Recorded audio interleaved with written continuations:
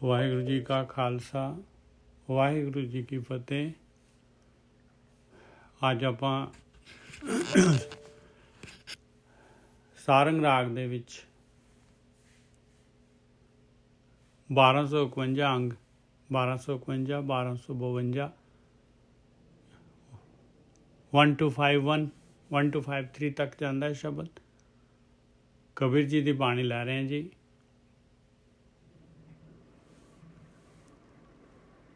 ਮਹਾਰਾਜ ਮਿਹਰ ਕਰਨ ਸੰਗਤ ਦੇ ਵਿੱਚ ਜਿਹੜਾ ਹੈਗਾ ਆਪਣਾ ਗਿਆਨ ਦੇਣ।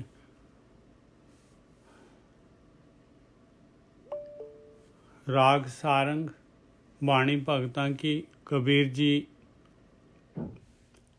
ਇੱਕ ਓਂਕਾਰ ਸਤਿਗੁਰ ਪ੍ਰਸਾਦ।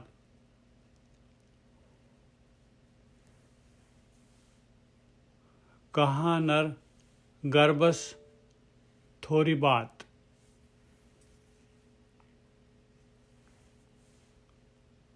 ਸੁਖਵਿੰਦਰ ਜੀ ਆ ਜਾਓ ਤੁਸੀਂ। ਕਹਾ ਨਰ ਗਰਬਸ ਥੋੜੀ ਬਾਤ। ਹੈ ਇਨਸਾਨ। ਦੇਖੋ ਇਨਸਾਨ ਨੂੰ ਜਿਹੜਾ ਹੈਗਾ ਸਾਰੀ ਬਾਣੀ ਇਨਸਾਨ ਨੂੰ ਹੀ ਐਡਰੈਸ ਕਰਦੀ ਆ। ਔਰ ਜਿਹੜਾ ਹੈਗਾ ਇਨਸਾਨ ਦੇ ਜਾਮੇ ਦੇ ਵਿੱਚ ਆ ਕੇ ਜਿਹੜਾ ਹੈਗਾ ਇਹ ਬ੍ਰਹਮ ਗਿਆਨ ਜਿਹੜਾ ਹੈਗਾ ਇਹਦੇ ਨਾਲ ਜਿਹੜਾ ਹੈਗਾ ਇਹਦੀ ਕੋਈ ਵੀ ਜਿਹੜੀ ਹੈਗੀ ਬ੍ਰਹਮ ਗਿਆਨ ਦੀ ਕੋਈ ਜਿਹੜੀ ਹੈਗੀ ਇੱਕ ਵੀ ਜਿਹੜਾ ਹੈਗਾ ਤੀਰ ਜਿਹੜਾ ਹੈਗਾ ਉਹਦੇ ਅੰਦਰ ਉਹਦੇ ਦਿਲ ਦੇ ਵਿੱਚ ਦਿਲ ਨੂੰ ਟੱਚ ਕਰ ਜਾਂਦਾ ਹੈ ਤੇ ਉਹ ਜਿਹੜਾ ਹੈ ਇਸ ਤੋਂ ਲਾਭ ਲੈ ਸਕਦਾ ਹੈ।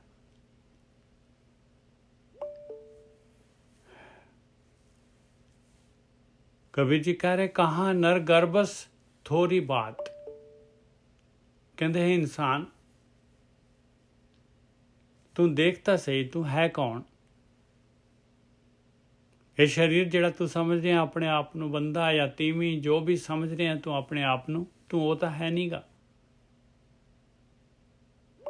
और तैनू ਇਹਦਾ शरीर का इन्ना ज़्यादा घमंड हैगा इन्ना ज़्यादा माण हैगा तैनू इस शरीर का। ਕਾਹਦੇ ਵਾਸਤੇ? ਇਹ ਤੇਰਾ ਹੈਗਾ? ਇਹ ਕਿੰਨੀ ਦੇਰ ਰਹਿਣ ਵਾਲਾ ਹੈ? ਇਹ ਤਾਂ ਤੇਰੇ ਸਾਹਮਣੇ ਅੱਗ ਦੇ ਵਿੱਚ ਜਾਂ ਪਾਣੀ ਦੇ ਵਿੱਚ ਜਾਂ ਕਿਤੇ ਹੋਰ ਜਿਹੜਾ ਹੈਗਾ ਕਿਸੇ ਹੋਰ ਸਾਧਨ ਦੇ ਨਾਲ ਜਿਹੜਾ ਹੈਗਾ ਇਹ ਸਰੀਰ ਜਿਹੜਾ ਨਾ ਵੀ ਕੁਛ ਕਰੇਗਾ ਤਾਂ ਵੀ ਜਿਹੜਾ ਹੈਗਾ ਇਹ ਸਰੀਰ ਜਿਹੜਾ ਹੈਗਾ ਇਹਨੇ ਖਤਮ ਹੋ ਜਾਣਾ। ਇਹਨੂੰ ਜਿਹੜਾ ਹੈਗਾ ਇਹਨਾਂ ਨੇ ਖਾ ਜਾਣਾ ਇਹ ਕਿਰਮਾਂ ਨੇ।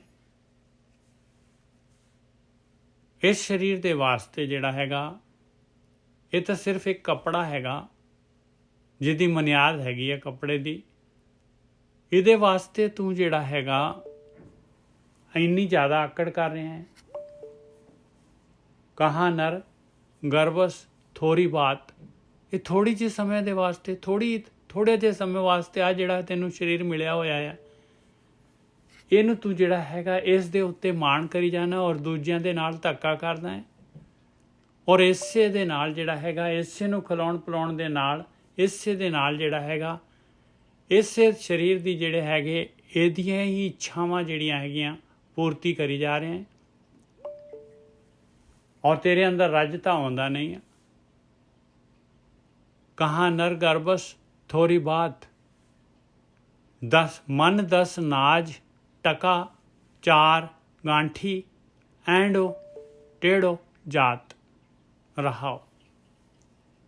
ਹੁਣ ਉਸ ਟਾਈਮ ਜਿਹੜਾ ਸੀਗਾ ਇਨਸਾਨ ਨੂੰ ਜਿਹੜਾ ਹੈਗਾ ਦਾਣਿਆਂ ਦੇ ਨਾਲ ਜਿਹੜਾ ਹੈਗਾ ਕਰੰਸੀ ਜ਼ਿਆਦਾ ਚੱਲਦੀ ਨਹੀਂ ਸੀਗੀ। ਦਾਣਿਆਂ ਦੇ ਨਾਲ ਜਿਹੜਾ ਹੈਗਾ ਇਨਸਾਨ ਨੂੰ ਗਿਣਦੇ ਸੀ ਜਿਹਦੇ ਕੋਲ ਜਿਹੜੇ ਹੈਗੇ ਜ਼ਿਆਦਾ ਦਾਣੇ ਹੈਗੇ ਆ ਜ਼ਿਆਦਾ ਭੋਏ ਹੈਗੇ ਆ ਉਹ ਜਿਹੜਾ ਹੈ ਅਮੀਰ ਆ। ਕਹਿੰਦਾ ਵੱਧ ਤੋਂ ਵੱਧ ਕੀ ਆ ਤੇਰੇ ਕੋਲ 10 ਮਣ ਦਾਣੇ।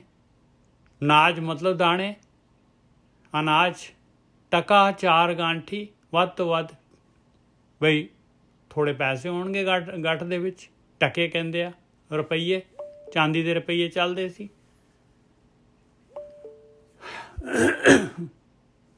ਮਨ 10 ਨਾਜ ਟਕਾ 4 ਗਾਂਠੀ ਐਂਡੋ ਟੇੜੋ ਜਾਤ। ਕਹਿੰਦੇ ਇਹਦੇ ਨਾਲ ਤੇਰੀ ਇੰਨੀ ਆਕੜ ਹੋਈ ਹੈ ਆ ਥੋੜ੍ਹੇ ਜਿਹੇ ਧਨ ਦੇ ਨਾਲ ਇੰਨੀ ਜ਼ਿਆਦਾ ਆਕੜ ਤੇਰੇ ਅੰਦਰ ਕਿ ਤੂੰ ਜਿਹੜਾ ਹੈਗਾ ਗਲਤ ਪਾਸੇ ਤੁਰੀ ਜਾ ਰਿਹਾ। ਇੰਨੀ ਆਕੜ ਕੇ ਐੜੋ ਮਤਲਬ ਪੂਰਾ ਆਕੜ ਕੇ ਦੂਸਰੇ ਨੂੰ ਕੁਝ ਸਮਝਦਾ ਹੀ ਨਹੀਂ ਆ ਔਰ ਗਲਤ ਰਸਤੇ ਤੇ ਜਾ ਰਿਹਾ। ਤੇਰਾ ਜਿਹੜਾ ਜਿਸ ਮਕਸਦ ਦੇ ਵਾਸਤੇ ਆਇਆ ਉਹ ਮਕਸਦ ਨੂੰ ਛੱਡ ਦਿੱਤਾ ਹੈ ਤੂੰ, ਹੋਰ ਕੁਝ ਕਰ ਰਿਹਾ ਤੂੰ। ਕਹਾਂ ਨਰ ਗਰਭਸ ਥੋੜੀ ਬਾਤ, ਮਨ ਦਸ ਨਾਜ ਟਕਾ ਚਾਰ ਗਾਂਠੀ, ਐਂਡੋ ਟੇढ़ो जात रहो, बहुत प्रताप गाँव 100 पाए, 2 ਲੱਖ ਟਕਾ ਬਰਾਤ। ਜੇ ਚੱਲ ਵੱਧ ਤੋਂ ਵੱਧ ਹੋਰ ਜ਼ਿਆਦਾ ਜੇ ਤੈਨੂੰ ਦੌਲਤ ਮਿਲ ਜਾਊਗੀ ਕਿ ਕਿੰਨੇ 100 ਪਿੰਡ ਹੋਰ ਜਿਹੜੇ ਮਿਲ ਜਾਣਗੇ ਤੈਨੂੰ, 100 ਪਿੰਡ ਦੀ ਜਿਹੜੀ ਹੈਗੀ ਤੈਨੂੰ ਜਿਹੜੀ ਹੈ ਜਗੀਰ ਮਿਲ ਜਾਊਗੀ। 2 ਲੱਖ ਦੀ ਬਰਾਤ ਹੋਰ ਲੈ ਲੇਗਾ। 2 ਲੱਖ ਟਕਾ ਮਤਲਬ ਰੁਪਈਏ, ਉਹਦੀ ਇਨਕਮ 2 ਲੱਖ ਟਕੇ ਦੀ ਬਰਾਤ ਤੇਰੇ ਨਾਲ ਇਕੱਠੀ ਹੋ ਜਾਊਗੀ। ਲੋਕਾਂ ਦੇ ਉੱਤੇ ਤੇਰਾ ਰੋਬ ਚੱਲ ਪਊਗਾ। ਜਗੀਰ ਸਾਹਿਬ ਜਾਗੀਰਦਾਰ ਜੀ, ਬਹੁਤ ਪ੍ਰਤਾਪ, ਜ਼ਿਆਦਾ ਤੋਂ ਜ਼ਿਆਦਾ ਇੰਨਾ ਕੁ ਤੇਰਾ ਜਿਹੜਾ ਹੈਗਾ ਪਾਵਰ ਹੋ ਜਾਏਗੀ। ਪ੍ਰਤਾਪ ਮਤਲਬ ਪਾਵਰ। ਗਾँव 100 ਪਾਏ, 100 ਮਤਲਬ 100 ਗਾਂ ਦੀ ਪਿੰਡਾਂ ਦੀ ਜਗੀਰ ਮਿਲ ਗਈ। 2 ਲੱਖ ਟਕਾ ਬਰਾਤ, ਕਹਿੰਦੇ 2 ਲੱਖ ਰੁਪਈਏ ਦੀ ਬਰਾਤ ਹੋ ਗਈ ਤੇਰੀ ਇਕੱਠੀ। खुशियां मना लेगा ਵੱਧ ਤੋਂ ਵੱਧ। ਕੀ ਕਰੇਗਾ ਫਿਰ? ਦਿਵਸ 4 ਕੀ ਕਰੋ ਸਾਹਿਬੀ, ਜੈਸੇ ਬਨ ਹਰ ਪਾਤ।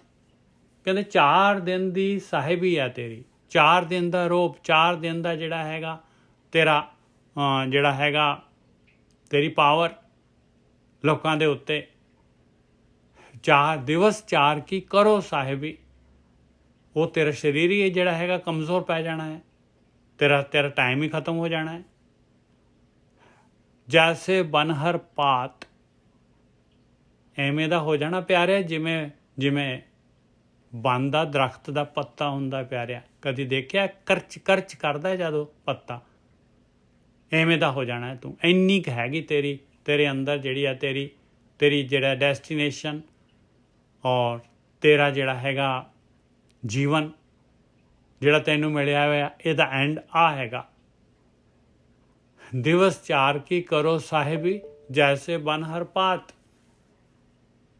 ਇੱਥੇ ਜਿਹੜਾ ਹੈਗਾ ਗਿਆਨ ਜਿਹੜਾ ਹੈਗਾ ਆ ਜਾਂਦਾ ਹੈ ਭਾਈ ਸਾਧੂਆਂ ਨੂੰ, ਸੰਤਾਂ ਨੂੰ, ਤੇ ਫਿਰ ਉਹ ਜਿਹੜੇ ਹੈਗੇ ਇਸ ਪਾਸਿਓਂ ਸ਼ਿਫਟ ਹੋ ਜਾਂਦੇ ਕਿਉਂਕਿ 4 ਦਿਨ ਦੀ ਸਾਹਿਬੀ ਨਹੀਂ ਚਾਹੀਦੀ ਉਹਨਾਂ ਨੂੰ। ਨਾ ਕੋ ਲੈ ਆਇਓ ਇਹ ਧਨ, ਨਾ ਕੋ ਲੈ ਜਾਤ। ਕਹਿੰਦੇ ਦੇਖ ਲਾ ਪਿਆਰਿਆ, ਕੋਈ ਜਿਹੜਾ ਹੈਗਾ ਇਹ ਧਨ ਜਿਹੜਾ ਹੈਗਾ ਕੋਈ ਆਪਣੇ ਨਾਲ ਲੈ ਕੇ ਆਇਆ ਹੈ ਜਾਂ ਕੋਈ ਆਪਣੇ ਨਾਲ ਲੈ ਕੇ ਜਾਊਗਾ ਇਸ ਧਨ ਨੂੰ।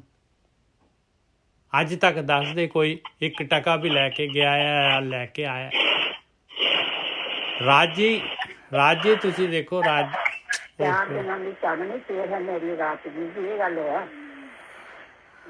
ਤੁਸੀਂ ਹਾਂਜੀ ਭੈਣ ਜੀ, ਹਾਂਜੀ ਤੁਹਾਡਾ ਮਾਈਕ ਬੰਦ ਕਰ ਦਿਓ ਜੀ। ਹਾਂਜੀ, 4 ਦਿਨ ਦੀ ਚਾਂਦਨੀ ਫਿਰ ਅੰਧੇਰੀ ਰਾਤ। ਦਿਵਸ 4 ਕੀ ਕਰੋ ਸਾਹਿਬੀ, ਜੈਸੇ ਬਨ ਹਰ ਪਾਤ। ਅੰਧੇਰੀ ਰਾਤ ਤਾਂ ਫਿਰ 84 ਲੱਖ ਜੂਨਾਂ ਹੈਗੀਆਂ, ਪਤਾ ਨਹੀਂ ਕਿਹੜੀ ਜੂਨ 'ਚ ਕਿੰਨੀ ਦੇਰ ਜਾਣਾ ਪਊਗਾ। ਔਰ ਫਿਰ ਜਿਹੜਾ ਹੈਗਾ ਉਹ ਜੂਨਾਂ ਦਾ ਸਰੀਰ ਜਿਹੜਾ ਹੈਗਾ ਆਪਾਂ ਨੂੰ ਉਹ ਵੀ ਮਿਲੂਗਾ ਕਦੋਂ, ਕਿੰਨੀ ਕੁ ਵੇਟ ਕਰਨੀ ਪਊਗੀ। ਉੱਥੇ ਵੀ ਕੰਪੀਟੀਸ਼ਨ ਹੈਗਾ। ਇੱਥੇ ਹੀ ਦੇਖ ਲਓ ਕੰਪੀਟੀਸ਼ਨ ਕਿੰਨਾ, ਇਨਸਾਨ ਦੇ ਜਾਮੇ ਪਾਉਣ ਵਾਸਤੇ ਕਿੰਨੇ ਕੁ ਸਪਰਮ ਹੁੰਦੇ ਆ ਜਿਹੜੇ ਕੰਪੀਟੀਸ਼ਨ ਕਰਦੇ ਆ, ਔਰ ਫਰਟਾਈਲ ਜਿਹੜਾ 1 ਔਰ 2 ਹੁੰਦੇ ਆ। ਜਾਨਵਰਾਂ ਦੇ ਵਿੱਚ ਵੀ ਇਸੇ ਤਰੀਕੇ ਦਾ ਰੂਲ ਹੈਗਾ। ਇਸ ਕਰਕੇ ਭਾਈ ਇਹ 4 ਦਿਨ ਦੀ ਚਾਂਦਨੀ ਜਿਹੜੀ ਆ ਬਹੁਤ ਮਹਿੰਗੀ ਪੈ ਜਾਂਦੀ ਆ। ਦਿਵਸ 4 ਕੀ ਕਰੋ ਸਾਹਿਬੀ, ਜੈਸੇ ਬਨ ਹਰ ਪਾਤ। ਜਿਵੇਂ ਬਨ ਦਾ ਪੱਤਾ ਹੈ, ਨਾ ਕੋ ਲੈ ਆਇਓ ਇਹ ਧਨ, ਨਾ ਕੋ ਲੈ ਜਾਤ। ਕਹਿੰਦੇ ਅੱਜ ਤੱਕ ਤਾਂ ਕੋਈ ਇਹ ਧਨ ਲੈ ਕੇ ਨਹੀਂ ਆਇਆ, ਔਰ ਨਾ ਕੋਈ ਲੈ ਕੇ ਆਇਆ ਆ, ਔਰ ਨਾ ਕੋਈ ਲੈ ਕੇ ਗਿਆ ਹੈ ਇੱਥੋਂ। ਇਹ ਦੁਨੀਆ ਦੇ ਪਦਾਰਥ, ਦੁਨੀਆ ਦਾ ਧਨ, ਇਹਦੇ 'ਚੋਂ 1 ਡੱਕਾ 1 ਸੂਈ ਤੱਕ ਨਹੀਂ ਲੈ ਕੇ ਗਿਆ। ਰਾਵਣ ਹੂੰ ਤੇ ਅਧਿਕ ਛਤਰਪਤ, ਖਿਨ ਮੇ ਗਏ ਬਿਲਾਤ। ਕਹਿੰਦੇ ਦੇਖ ਲਾ ਪਿਆਰਿਆ, ਧਿਆਨ ਦੇ ਲਾ, ਰਾਵਣ ਵਰਗੇ ਛਤਰਪਤੀ ਜਿਹੜੇ ਹੈਗੇ, ਜਿਨ੍ਹਾਂ ਨੂੰ ਵਰਦਾਨ ਸੀਗਾ, ਜਿਨ੍ਹਾਂ ਨੇ ਸ਼ਿਵ ਜੀ ਦੀ ਉਪਾਸਨਾ ਕੀਤੀ ਸੀ ਔਰ ਵਰਦਾਨ ਲੈ ਲਏ ਸੀਗੇ, ਉਹਨਾਂ ਦਾ ਦੇਖ ਲਾ ਲੰਕਾ ਦੀ ਜਿਹੜੀ ਹੈਗੀ ਆ, ਸੋਨੇ ਦੀ ਲੰਕਾ ਜਿਹੜੀ ਹੈਗੀ ਆ, ਕਹਿੰਦੇ ਖਿੰਨ ਦੇ ਵਿੱਚ ਬਿਲਾ ਗਏ, ਖਿੰਨ ਦੇ ਵਿੱਚ ਮਿਟ ਗਏ ਭਾਈ। ਰਾਵਣ ਹੂਤੇ ਅਧਿਕ ਛਤਰਪਤ, ਰਾਵਣ ਵਰਗੇ ਅਨੇਕਾਂ ਹੀ ਛਤਰਪਤੀ ਰਾਜੇ ਖਿੰਨ ਮੇ ਗਏ ਬਿਲਾਤ।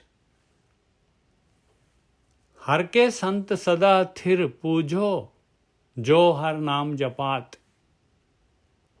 ਇਸ ਕਰਕੇ ਪਿਆਰਿਆ, ਜੇ ਆ ਗੱਲ ਜਿਹੜੀ ਤੈਨੂੰ ਤੇਰੇ ਕੋਈ ਗੱਲ ਤੇਰੇ ਪੱਲੇ ਪੈ ਰਹੀ ਆ ਤੇ ਸੰਗਤ ਲੱਭ ਲਾ ਪਿਆਰਿਆ। ਹਰ ਕੇ ਸੰਤ ਜਿਹੜੇ ਸਾਧਨਾ ਕਰ ਰਹੇ ਆ, ਮਾਲਕ ਪਰਮਾਤਮਾ ਦੇ ਨਾਮ ਜਪ ਰਹੇ ਆ, ਹਰ ਕੇ ਸੰਤ ਸਦਾ ਥਿਰ, ਉਹ ਥਿਰ ਹੈਗੇ, ਹਮੇਸ਼ਾ ਵਾਸਤੇ ਥਿਰ ਆ। ਉਹ ਥਿਰ ਦੇ ਨਾਲ, ਤੁਰੇ ਦੇ ਨਾਲ ਜੁੜ ਗਏ।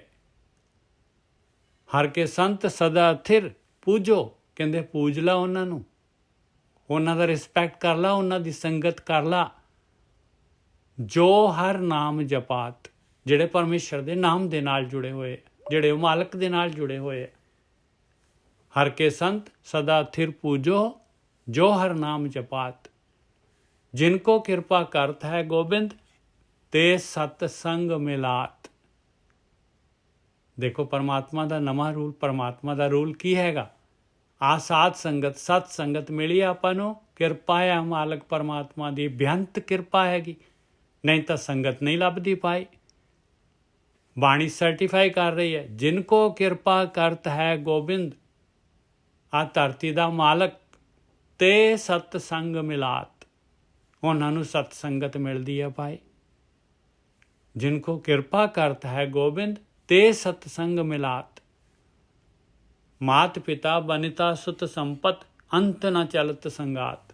ਦੇਖ ਲਾ, ਮਾਂ ਪਿਓ, ਘਰਵਾਲੀ, ਬੱਚੇ, ਪ੍ਰਾਪਰਟੀ, ਅਖੀਰ ਦੇ ਵਿੱਚ ਕਿਸੇ ਨੇ ਨਾਲ ਨਹੀਂ ਜਾਣਾ ਪਿਆਰਿਆ, ਕਿਸੇ ਨੇ ਨਾਲ ਨਹੀਂ ਜਾਣਾ। ਇੱਕ ਜਗ੍ਹਾ ਬਾਣੀ ਕਹਿੰਦੀ ਹੈ, ਕਿੱਥੇ ਤੈਂਡੇ ਮਾਂ ਪਿਓ ਜਿਨੀ ਤੂੰ ਜਣਿਓ ਏ, ਤੈ ਪਾਸੋਂ ਲੱਦ ਗਏ, ਤੂੰ ਅਜੇ ਨਾ ਪਤੀ ਨਹੀਂ ਹੋਏ। ਫਰੀਦਾ, ਕਿੱਥੇ ਤੈਂਡੇ ਮਾਂ ਪਿਓ? ਕਹਿੰਦੇ ਤੇਰੇ ਕੋਲ ਚਲੇ ਗਏ, ਤੈਨੂੰ ਹਾਲੇ ਵਿਸ਼ਵਾਸ ਨਹੀਂ ਆਉਂਦਾ, ਤੂੰ ਹਾਲੇ ਸਮਝਦਾ ਹੈ ਮੇਰਾ ਤਾਂ ਨੰਬਰ ਨਹੀਂ, ਮੈਂ ਤਾਂ ਮਰਨਾ ਹੀ ਨਹੀਂ। ਮਾਤ ਪਿਤਾ ਬਨਿਤਾ ਸੁਤ ਸੰਪਤ, ਅੰਤ ਨਾ ਚਲਤ ਸੰਗਾਤ। ਅਖੀਰ 'ਚ ਕਹਿੰਦੇ ਕੋਈ ਨਾਲ ਨਹੀਂ ਜਾਣ ਵਾਲਾ ਪਿਆਰਿਆ, ਕੋਈ ਨਾਮ ਨਹੀਂ ਨਾਲ ਜਾਣ ਵਾਲਾ, ਕੋਈ ਚੀਜ਼ ਨਾਲ ਨਹੀਂ ਜਾਣ ਵਾਲੀ। ਜਿਹੜੀ ਚੀਜ਼ ਨਾਲ ਜਾਣ ਵਾਲੀ ਹੈਗੀ ਆ, ਕਹਿਤ ਕਬੀਰ ਰਾਮ ਭਜ ਬੌਰੇ, ਜਨਮ ਅਕਾਰਥ ਜਾਤ। ਕਹਿੰਦੇ ਪਾਗਲਾ ਪਾਗਲਾ ਪਾਗਲਾ, ਭਜਨ ਕਰ ਲਾ, ਇਹਨੇ ਨਾਲ ਜਾਣਾ ਆ। ਉਹ ਪਿਆਰਿਆ, ਮਾਲਕ ਦੇ ਨਾਲ, ਤੁਰੇ ਦੇ ਨਾਲ ਜੁੜ ਜਾ, ਮਾਲਕ ਦੇ ਨਾਲ ਜੁੜ ਜਾ, ਆਤਮਾ ਦੇ ਨਾਲ ਜੁੜ ਜਾ। ਆਤਮਾ ਨੇ ਜਾਣਾ ਆ ਨਾਲ, ਆਤਮਾ ਨੇ ਨਾਲ ਜਾਣਾ ਆ ਪਿਆਰਿਆ, ਆਤਮਾ ਨੇ ਜਾਣਾ। ਕਹਿਤ ਕਬੀਰ ਰਾਮ ਭਜ ਬੌਰੇ, ਜਨਮ ਅਕਾਰਤ ਜਾਤ। ਕਹਿੰਦੇ ਜਨਮ ਤੇਰਾ ਜਿਹੜਾ ਹੈਗਾ ਫਾਲਤੂ ਜਾ ਰਿਹਾ, ਅਕਾਰਤ, ਕੁਛ ਵੀ ਨਹੀਂ ਕੀਤਾ ਆ ਕੇ। ਦੇਖ ਲਓ ਪਾਏ ਆਪਣੇ ਪੱਲੇ ਕੀ ਹੈਗਾ। ਮਾਤ ਪਿਤਾ ਬਨਿਤਾ ਸੁਤ ਸੰਪਤ, ਅੰਤ ਨਾ ਚਲਤ ਸੰਗਾਤ। ਕਹਿਤ ਕਬੀਰ ਰਾਮ ਭਜ ਬੌਰੇ, ਜਨਮ ਅਕਾਰਤ ਜਾਤ। ਇਹ ਭਜ ਵਰਡ, ਭਜਨ ਵਰਡ ਹਮੇਸ਼ਾ ਆਉਂਦਾ ਬਾਣੀ ਦੇ ਵਿੱਚ। ਇਹ ਭਜਨ ਜਿਹੜਾ ਹੈਗਾ, ਇਹਨੂੰ ਵੀ ਆਪਾਂ ਕਲੀਅਰ ਕਰ ਦਈਏ ਭਾਈ।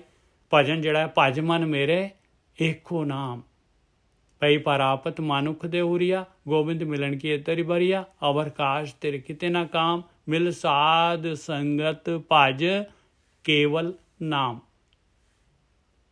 ਕੇਵਲ ਨਾਮ ਜਪੋ ਰੇ ਪ੍ਰਾਣੀ, ਪਰੋ ਏਕ ਕੀ ਸਰਣਾ। ਇਸ ਕਰਕੇ ਸਾਥ ਨਾ ਚਾਲੇ ਬਿਨ ਭਜਨ, ਵਿਖਿਆ ਸਗਲੀ ਛਾਰ। ਹੁਣ ਭਜਨ ਆ ਰਿਹਾ, ਹਰ ਹਰ ਨਾਮ ਕਮਾਵਣਾ, ਨਾਨਕ ਇਹ ਤਨ ਸਾਰ।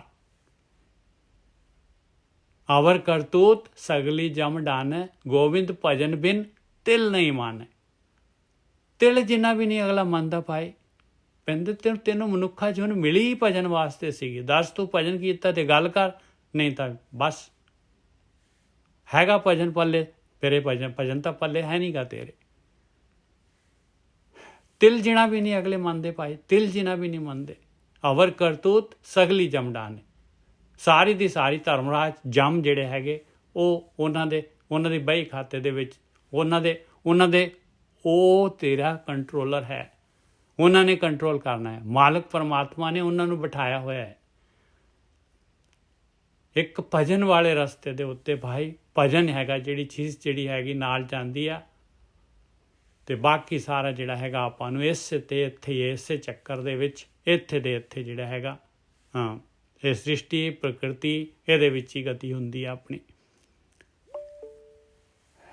और वीर जी पूर्ण हुए हमारी आशा, तोर भजन की रहे प्यासा। हाँ, और वीर जी प्यास लगनी बहुत जरूरी है, प्यास लगनी बहुत जरूरी है। और 10वीं पातशाही कह रही है, देख लो भाई 10वीं पातशाही चौपाई दे विच। हाँ जी, हाँ जी, बिल्कुल।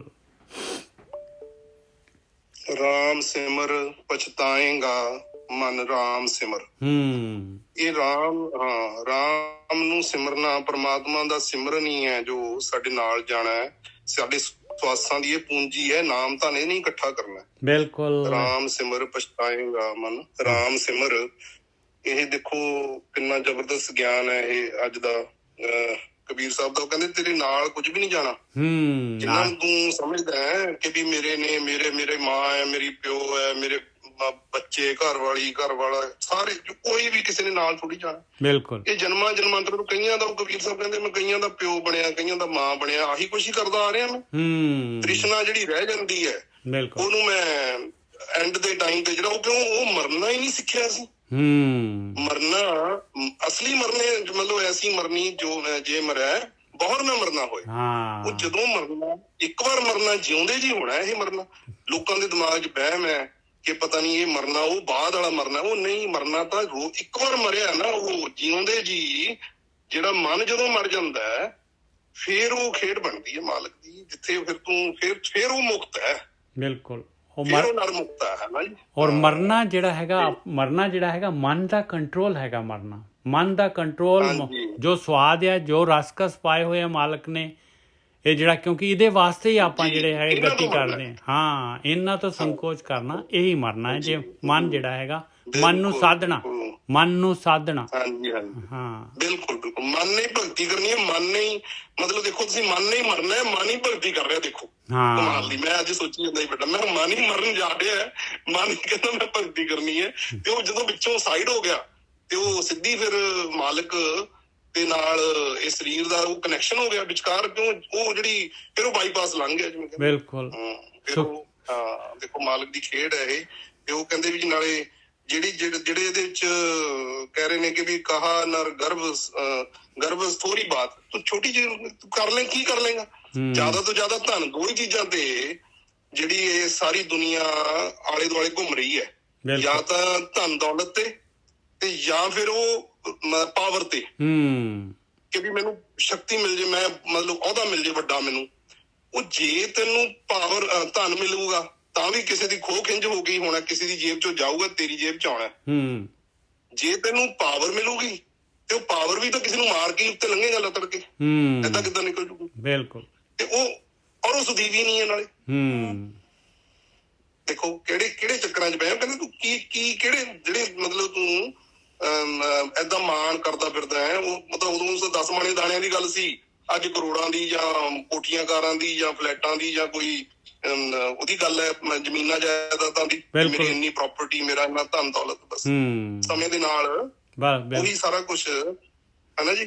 ਤੇ ਹਾਂ ਬਸ ਵੀ ਮਾਲਕ ਹੋ ਗਏ। ਮੇਰੇ ਪਿੰਡ ਮੈਨੂੰ ਜਾਣੇ, ਉਹ ਪਿੰਡ ਤੋਂ ਜਾਣਨ ਤੋਂ ਬਾਅਦ ਕਹਿੰਦਾ ਮੇਰੇ ਸ਼ਹਿਰ ਜਾਣੇ, ਫਿਰ ਕਹਿੰਦਾ ਮੇਰੀ ਸਟੇਟ ਜਾਣੇ, ਫਿਰ ਕਹਿੰਦਾ ਮੈਨੂੰ ਸਾਰੀ ਦੁਨੀਆ ਜਾਣੇ। ਹੱਦ ਹੋ ਗਈ।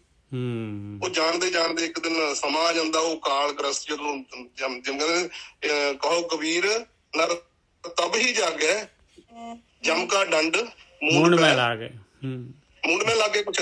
ਹਾਂਜੀ ਬਿਲਕੁਲ। ਜਦੋਂ ਉਸ ਜੀ ਉਦੋਂ ਪਤਾ ਲੱਗਦਾ ਵੀ ਆਹ ਕੀ ਕਰ ਬੈਠਾ ਮੈਂ, ਕੀ ਲੈ ਜਾਣਾ ਮੈਂ ਨਾਲ। ਉਦੋਂ ਸਮਾਂ ਨਾਲ ਤਾਂ ਕੋਈ ਜਾਣਾ ਹੀ ਨਹੀਂ। ਜਿਹੜਾ ਮੈਂ ਇਕੱਠਾ ਕਰ ਲਿਆ ਇਹਨੇ ਤਾਂ ਨਾਲ ਜਾਣਾ, ਨਾ ਕੋਈ ਲੈ ਕੇ ਆਇਆ ਨਾ ਲੈ ਕੇ ਗਿਆ। ਉਹ ਰਾਮ ਗਏ, ਉਹ ਰਾਵਣ ਦੇਖ ਲਓ ਤੁਸੀਂ, ਰਾਮਚੰਦਰ ਰਾਜਾ ਹੋਇਆ, ਰਾਵਣ ਦੀ ਐਗਜ਼ਾਮਪਲ ਦੇ ਰਹੇ ਨੇ ਉਹ। ਇਹਨਾਂ ਨੇ ਇੱਕ ਨੇ ਪਾਵਰ ਨੂੰ ਮਿਸਯੂਜ ਕੀਤਾ, ਇੱਕ ਨੇ ਪਾਵਰ ਨੂੰ ਯੂਜ ਕੀਤਾ। ਉਹ ਬਿਲਕੁਲ ਦੋਨੇ ਹੀ ਨਹੀਂ ਰਹੇ। ਬਿਲਕੁਲ ਗੱਲ ਤਾਂ ਜੀ ਸਾਰੀ ਮਨ ਦੀ ਆ ਜੀ। ਬਿਲਕੁਲ ਬਿਲਕੁਲ ਮਨ ਜਦੋਂ ਪੈਦਾ ਹੁੰਦਾ ਨਾ, ਜਦੋਂ ਮਾਲਕ ਆਪਣੀ ਪੰਜਾਂ ਤੱਤਾਂ ਦਾ ਆਪਣਾ ਪੁਤਲਾ, ਆਪਣਾ ਮੰਦਿਰ ਘੜਿਆ ਜਾਂਦਾ, ਉਦੋਂ ਆਪਾਂ ਮਾਲਕ ਦੇ ਨਾਲ ਜੁੜੇ ਹੁੰਦੇ ਆ। ਜਦੋਂ ਆਪਣਾ ਜਨਮ ਹੁੰਦਾ, ਆਪਣਾ ਮਨ ਜਨਮ ਹੁੰਦਾ, ਫਿਰ ਜਨਮ ਹੁੰਦਾ, ਮਨ ਤੋਂ ਜੋਤ ਸਰੂਪ ਹੈ। ਫਿਰ ਮਾਲਕ ਨਾ ਆਪਣੇ ਇਹ ਮੰਦਿਰ ਦੇ ਵਿੱਚ ਫਿਰ ਮਨ ਪੈਦਾ ਹੁੰਦਾ। ਇਹ ਪੈਦਾ ਹੋ ਕੇ ਫਿਰ ਉਹ ਜਦੋਂ ਜਨਮ ਲੈ ਲੈਂਦਾ, ਮਾਲਕ ਨਾ ਰੋਂਦਾ ਵਿਛੜਨ ਲੱਗਿਆ, ਥੋੜਾ ਰੋ ਕੇ ਫਿਰ ਉਹਨੂੰ ਥੋੜੀ ਜਿਹੀ ਦੁਨੀਆ ਦੀ ਚਾਹਤ ਮਿਲਦੀ ਆ। ਫਿਰ ਉਹ ਆਪਣੀ ਪਹਿਲੀ ਉਹਨੂੰ ਮੋਹ ਨਹੀਂ, ਆਪਣਾ ਲਾਲਚ, ਜਿਵੇਂ ਕਹਿ ਦਈਏ ਭੁੱਖ ਪੇਟ ਸਤਾਉਂਦਾ, ਫਿਰ ਦੁੱਧ ਨੂੰ ਪੈਂਦਾ, ਫਿਰ ਹੌਲੀ ਹੌਲੀ ਅੱਖਾਂ ਖੋਲਦਾ, ਫਿਰ ਮਾਂ ਨਾਲ ਇੱਕ ਮਿੱਟੀ ਦੇ ਆਪਣੇ ਇਹੀ ਬੁੱਤ ਨਾਲ ਪ੍ਰੇਮ ਹੁੰਦਾ ਉਹਨੂੰ ਮਾਂ ਦੇ ਰੂਪ ਦੇ ਵਿੱਚ। ਤੇ ਫਿਰ ਉਧਰ ਹੋ ਗਿਆ ਹੌਲੀ ਹੌਲੀ, ਜਿਉਂ ਅੱਖਾਂ ਖੋਲਦਾ, ਜਿਉਂ ਆਲੇ ਦੁਆਲੇ ਦੇਖਦਾ, ਫਿਰ ਜਿਉਂ ਇੱਕ ਦਿਨ ਦੋ ਦਿਨ ਆਏ ਵੱਧਦੇ ਜਾਂਦੇ ਨੇ, ਫਿਰ ਕਾਮ ਕ੍ਰੋਧ ਲੋਭ ਹੰਕਾਰ ਦੇ ਵਿੱਚ ਫਿਰ ਇੰਨਾ ਕੁ ਲੁਕ ਜਾਂਦਾ ਮਨ ਕਿ ਜਿਸ ਤਰ੍ਹਾਂ ਕਿ ਆਪਾਂ ਪਾਣੀ ਖੜਾ ਹੁੰਦਾ, ਉਹਦੇ ਆਲੇ ਦੁਆਲੇ ਮਿੱਟੀ ਘੱਟਾ ਕਿੰਨਾ ਕੁਛ ਉਹਦੇ ਚ ਜੰਮ ਜਾਂਦਾ।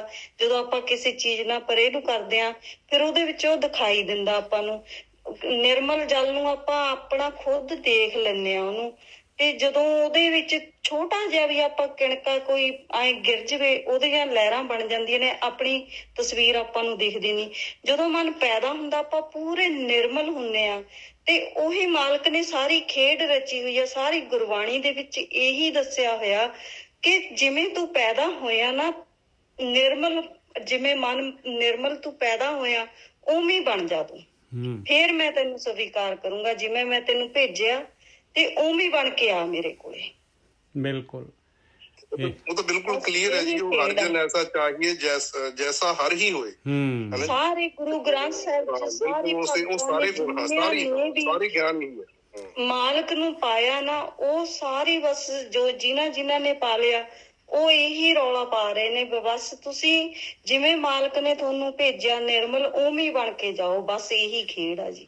ਹਾਂਜੀ, ਬਹੁਤ ਵਧੀਆ ਜੀ। ਮਨ ਦੇ ਏਦਾਂ ਨਹੀਂ, ਮਨ ਦੇ ਅੰਦਰ ਸੰਸਕਾਰਾਂ ਦੀ ਮੈਲ ਹੈ, ਉਹ ਬਹੁਤ ਜਨਮਾਂ ਤੋਂ ਇਕੱਠੀਆਂ ਕੀਤੀਆਂ ਫਾਈਲਾਂ ਪਈਆਂ। ਕਦੇ ਇੱਕ ਫਾਈਲ ਚੁੱਕ ਲੈਂਦਾ, ਕਦੇ ਦੂਜੀ ਫਾਈਲ। ਬਸ ਉਹ ਤੋਂ ਮਤਲਬ ਜਿਹਨੂੰ ਕਹਿੰਦੇ ਆ ਕਿ ਆਪਾਂ ਵਿਟਨੈਸ ਬਣ ਕੇ ਦੇਖਣਾ, ਸਿਰਫ ਦੇਖਣਾ ਤੇ ਉਹਨੂੰ ਛੱਡਣਾ ਬਸ।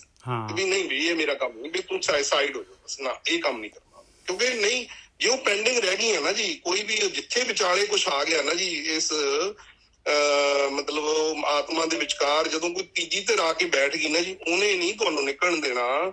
ਉਹ ਸਾਰੀ ਉਹਨੇ ਤਾਂ ਤੁਹਾਡਾ ਗੇੜ ਬਹੁਤੇ ਫੇਰ ਪਏ ਕਿਰਪਨ ਕੋ, ਫਿਰ ਵੀ ਇਹੀ ਕੰਮ ਕਰਨਾ ਪੈਣਾ। ਬਿਲਕੁਲ ਅਬ ਕਿਸ ਕਿਰਪਾ ਕੀ ਜਾਏ, ਅਖੀਰ ਸਰੈਂਡਰ ਹੀ ਕਰਨਾ ਪੈਣਾ ਤੇ ਤਾਂ ਹੀ ਖੇਡ ਬਣਨੀ ਹੈ ਮਾਲਕ ਦੀ ਅੱਗੇ ਅਰਜ਼ੋਈ ਕਰਕੇ। ਤੇ ਇਹ ਚ ਕਰਨਾ ਤਾਂ ਪੈਣਾ ਹੀ ਹੈ, ਇੱਛਾ ਤਾਂ ਸਾਨੂੰ ਹੀ ਕਰਨੀ ਪੈਣੀ ਹੈ। ਬਿਲਕੁਲ। ਗੋਰਖੀ ਸਾਹਿਬ ਆ ਗਏ ਜੀ। ਵਾਹਿਗੁਰੂ ਜੀ ਕਾ ਖਾਲਸਾ, ਵਾਹਿਗੁਰੂ ਜੀ ਕੀ ਫਤਿਹ। ਗੋਰਖੀ ਸਾਹਿਬ ਸੰਗਤ ਵੱਲੋਂ, ਸਾਰਿਆਂ ਵੱਲੋਂ। ਨਿੱਜਰ ਸਾਹਿਬ ਬਹੁਤ ਚੱਲਣ ਦੀ ਹੈ, ਵਧੀਆ। ਮੈਂ ਤੇ ਕਹਿੰਦਾ ਚੱਲਣ ਦੋ ਤੁਸੀਂ, ਕੋਈ ਨਹੀਂ, ਮੈਂ ਸੁਣਨਾ। ਨਹੀਂ ਜੀ, ਤੁਸੀਂ ਆਓ, ਅਸੀਂ ਤਾਂ ਸਟਿੱਪਣੀ ਵਾਲਾ ਕੰਮ ਮਾੜਾ ਮੋਟਾ ਚਲਾ ਲਿਆ ਜੀ। ਵਾਹਿਗੁਰੂ ਜੀ ਕਾ ਖਾਲਸਾ, ਵਾਹਿਗੁਰੂ ਜੀ ਕੀ ਫਤਿਹ। ਸੁਖਵਿੰਦਰ ਜੀ, ਤੁਹਾਡਾ ਨਾ ਮਾਈਕ ਜਿਹੜਾ ਨਾ ਸਹੀ ਨਹੀਂ ਹੈਗਾ। ਦੇਖੋ, ਤੁਹਾਡਾ ਮਾਈਕ ਬਹੁਤ ਵਧੀਆ ਚਾਹੀਦਾ ਮੈਨੂੰ ਨਾ। ਤੁਹਾਡੀ ਖਰਖਰਾਹਟ ਬਹੁਤ ਜ਼ਬਰਦਸਤ ਹੈ।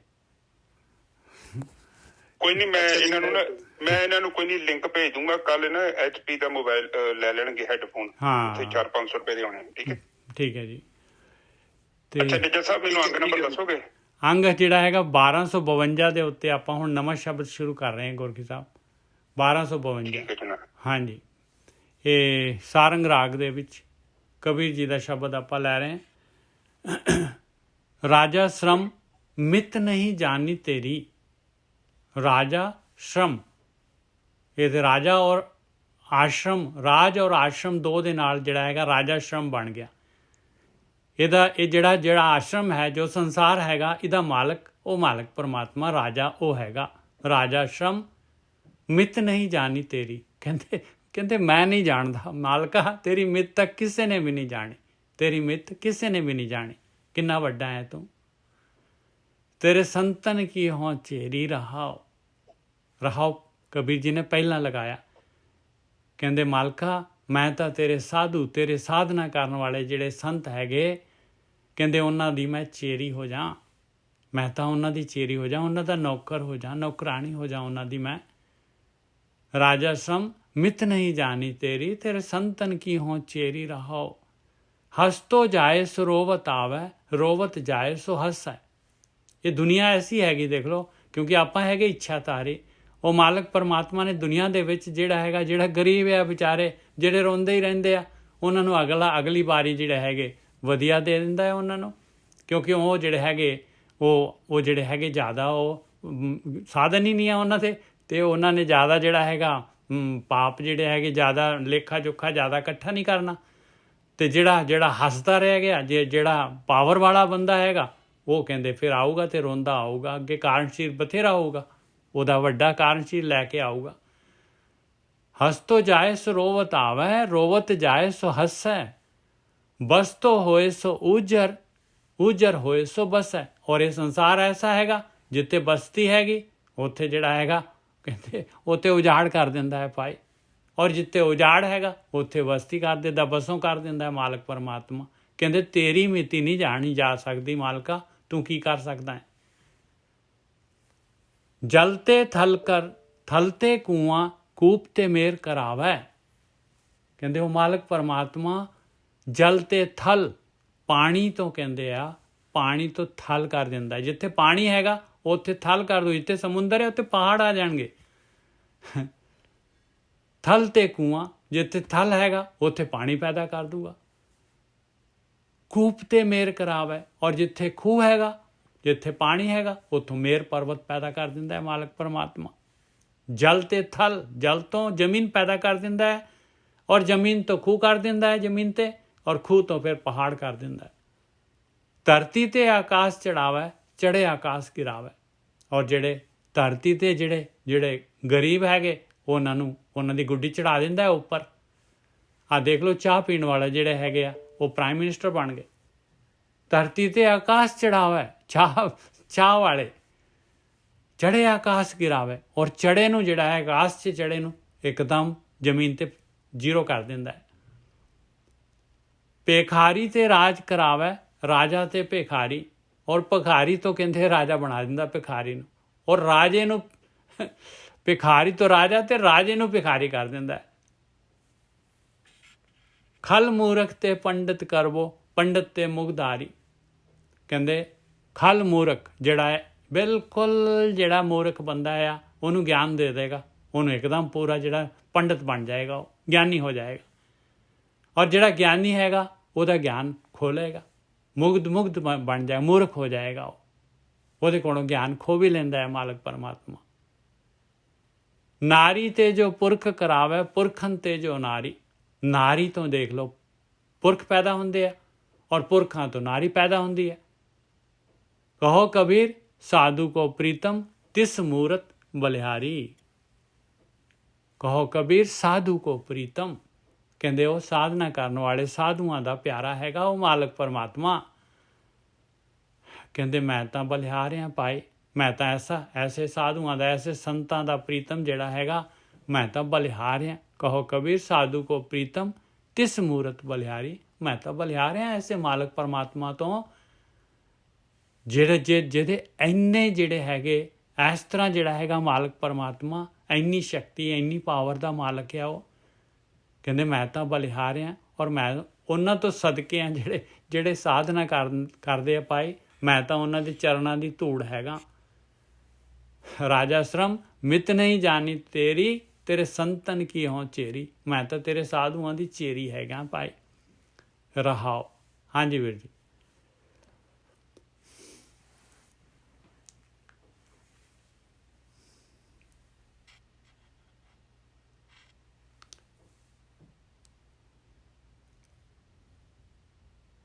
गोरकी साहब।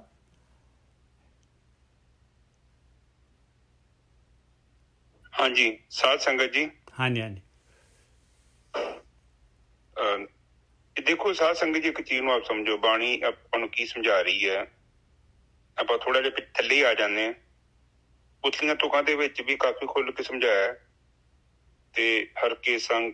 ਅੱਛਾ ਨਿਜਾ ਸਾਹਿਬ ਤੁਸੀਂ ਪਹਿਲੀ ਤੁਕ ਬੋਲ ਦਿਓ ਦੁਬਾਰਾ। ਰਾਜਾ ਸ਼ਰਮ ਮਿਤ ਨਹੀਂ ਜਾਣੀ ਤੇਰੀ। ਹੇ ਇਸ ਆਸ਼ਰਮ, ਇਸ ਸੰਸਾਰ ਦੇ ਮਾਲਕਾ, ਤੇਰੀ ਮਿਤ ਕੋਈ ਨਹੀਂ ਜਾਣ ਸਕਦਾ।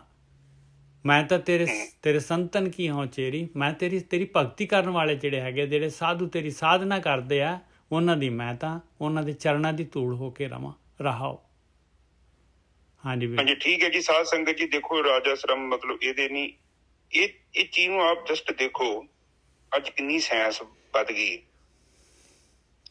ਇੰਨਾ ਸਾਰਾ ਕੁਝ ਸਿਸਟਮੈਟਿਕਲੀ ਹੈ, A to Z ਹਰ ਚੀਜ਼ ਦੇਖੋ, ਰੁੱਖਾਂ ਦੇ ਪੱਤੇ, ਉਹਨਾਂ ਦੀਆਂ ਡਾਹਣੀਆਂ, ਉਹਨਾਂ ਦਾ ਸਾਈਜ਼ ਇੱਕਦਮ ਡਿਜ਼ਾਈਨ ਕੀਤਾ ਹੋਇਆ ਪ੍ਰੋਪਰਲੀ।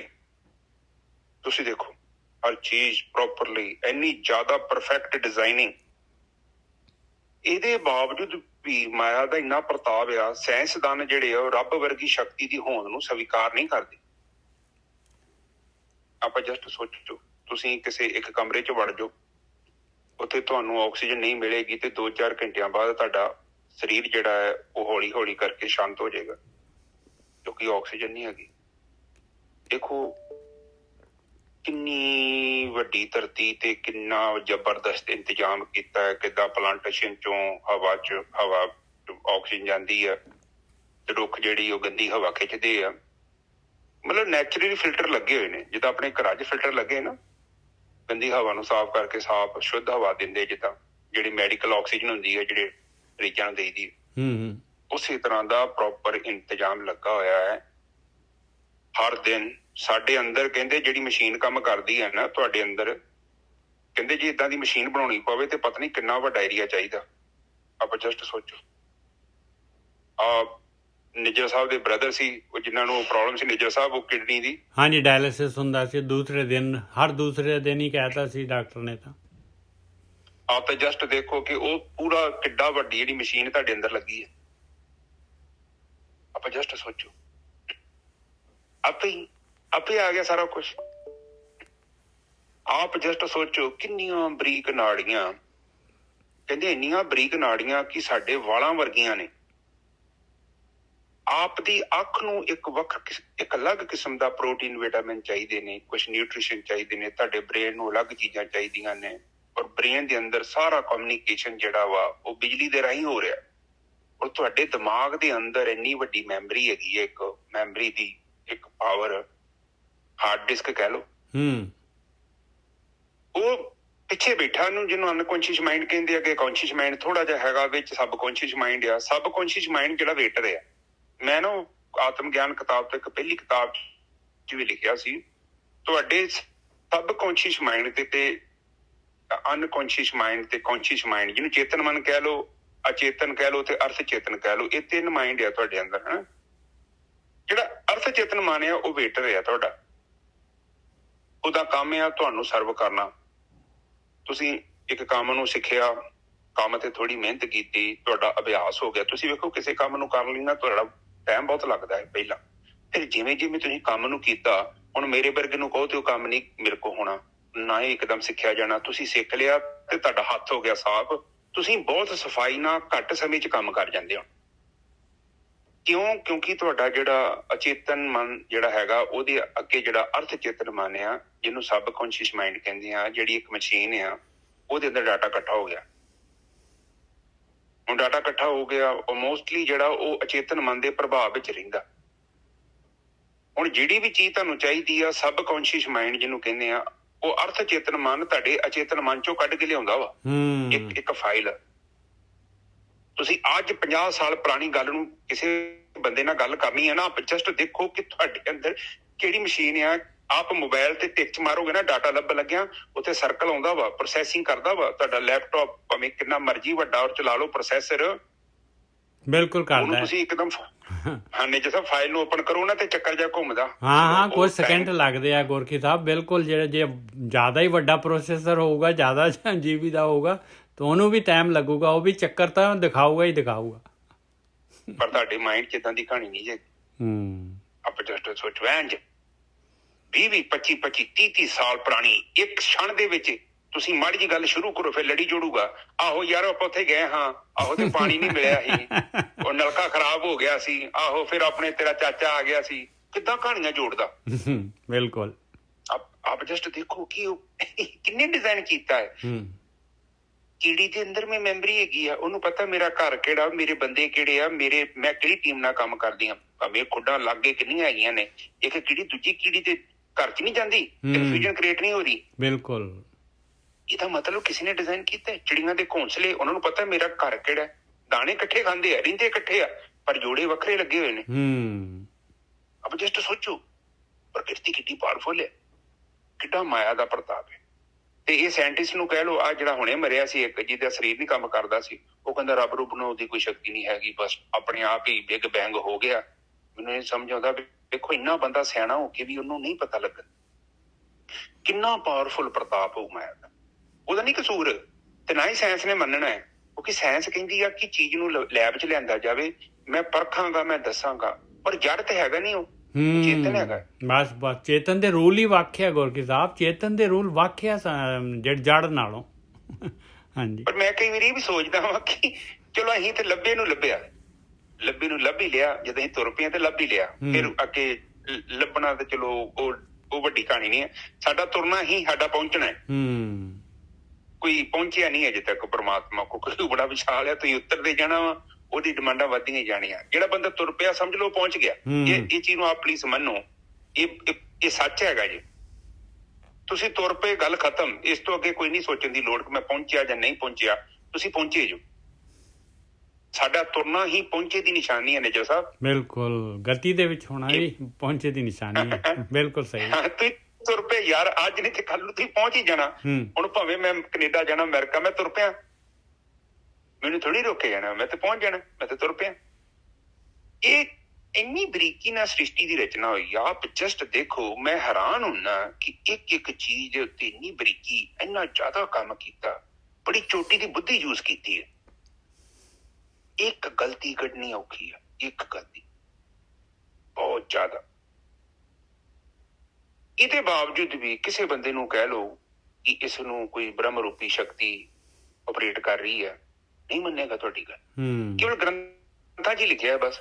ਅਗਲੇ ਸੋਚਦੇ ਗ੍ਰੰਥਾਂ 'ਚ ਕੀਤਾ ਕੀ ਲਿਖਿਆ, ਸਾਨੂੰ ਕੀ ਪਤਾ, ਅਸੀਂ ਥੋੜੀ ਲਿਖੇ। ਹੁਣ ਉਸ ਅਵਸਥਾ ਨੂੰ ਜਾਣਨਾ ਹੀ ਇੱਕ ਵਿਧੀ ਹੈ, ਉਹ ਹੈ ਧਿਆਨ ਸਿਮਰਨ। ਤੁਸੀਂ ਉੱਥੇ ਕਰ ਰਹੇ ਜੋ ਸਾਰੇ। ਜਦੋਂ ਤੁਸੀਂ ਥੋੜਾ ਜਿਹਾ ਵਿਚਾਰ ਮੰਡਲ ਤੋਂ, ਅੱਜ ਇੱਕ ਵੀਰ ਦਾ ਮੈਨੂੰ ਫੋਨ ਆਇਆ, ਉਹ ਕਹਿੰਦਾ ਕਿ ਅਬੋਹਰ ਤੋਂ ਫੋਨ ਆਇਆ, ਹੁਣ ਵੀ ਭਾਜੀ ਕਥਾ ਸੁਣਦੇ ਨੇ, ਕਹਿੰਦੇ ਕਿ ਵੀਰ ਜੀ ਮੈਂ ਜਦੋਂ ਅੰਦਰ ਪਹਿਲਾਂ 7-8 ਦਿਨ ਜਿੱਦਾਂ ਸਮਾਧੀ ਲਵਾਈ ਤੁਸੀਂ, ਬੜੀ ਵਧੀਆ ਅਵਸਥਾ ਰਹੀ। 5-6 ਦਿਨ ਮੈਂ ਨਿਰਵਿਚਾਰ ਰਿਹਾ, ਬਾਅਦ ਦੇ ਵਿੱਚ ਛੱਡਣ ਲਈ ਬਹੁਤ ਸਾਰੇ ਵਿਚਾਰ ਆ ਗਏ, ਬਹੁਤ ਜ਼ਿਆਦਾ ਵਿਚਾਰ। ਮੈਂ ਸਾਧਨਾ ਕਰਦਾ ਤੇ ਪਤਾ ਨਹੀਂ ਕਿੰਨੇ 30-40 ਸਾਲ ਪੁਰਾਣੇ ਵਿਚਾਰ ਤੁਰੇ ਆਉਂਦੇ ਆ, ਜਿਹੜੇ ਮੈਂ ਭੁੱਲ ਵੀ ਗਿਆ ਸਾਂ। ਮੈਂ ਭਾਈ ਪਤਾ ਕੀ ਹੋਇਆ ਕਿ ਤੁਸੀਂ ਆਪਣੀ ਜਿਹੜੀ ਨਾ ਮੈਮਰੀ ਦੇ ਵਿੱਚ ਡਾਈ ਮਾਰੀ ਆ।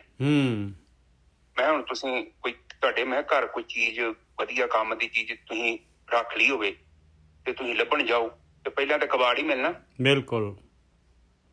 ਕਿਉਂਕਿ ਅੰਦਰ ਵੀ ਉਹ ਗਹਿਰੀ ਪਈ ਅੰਦਰ, ਉਹ ਤੇ ਤੁਹਾਡੇ ਮਨ ਦੇ ਅੰਦਰ ਹੈ।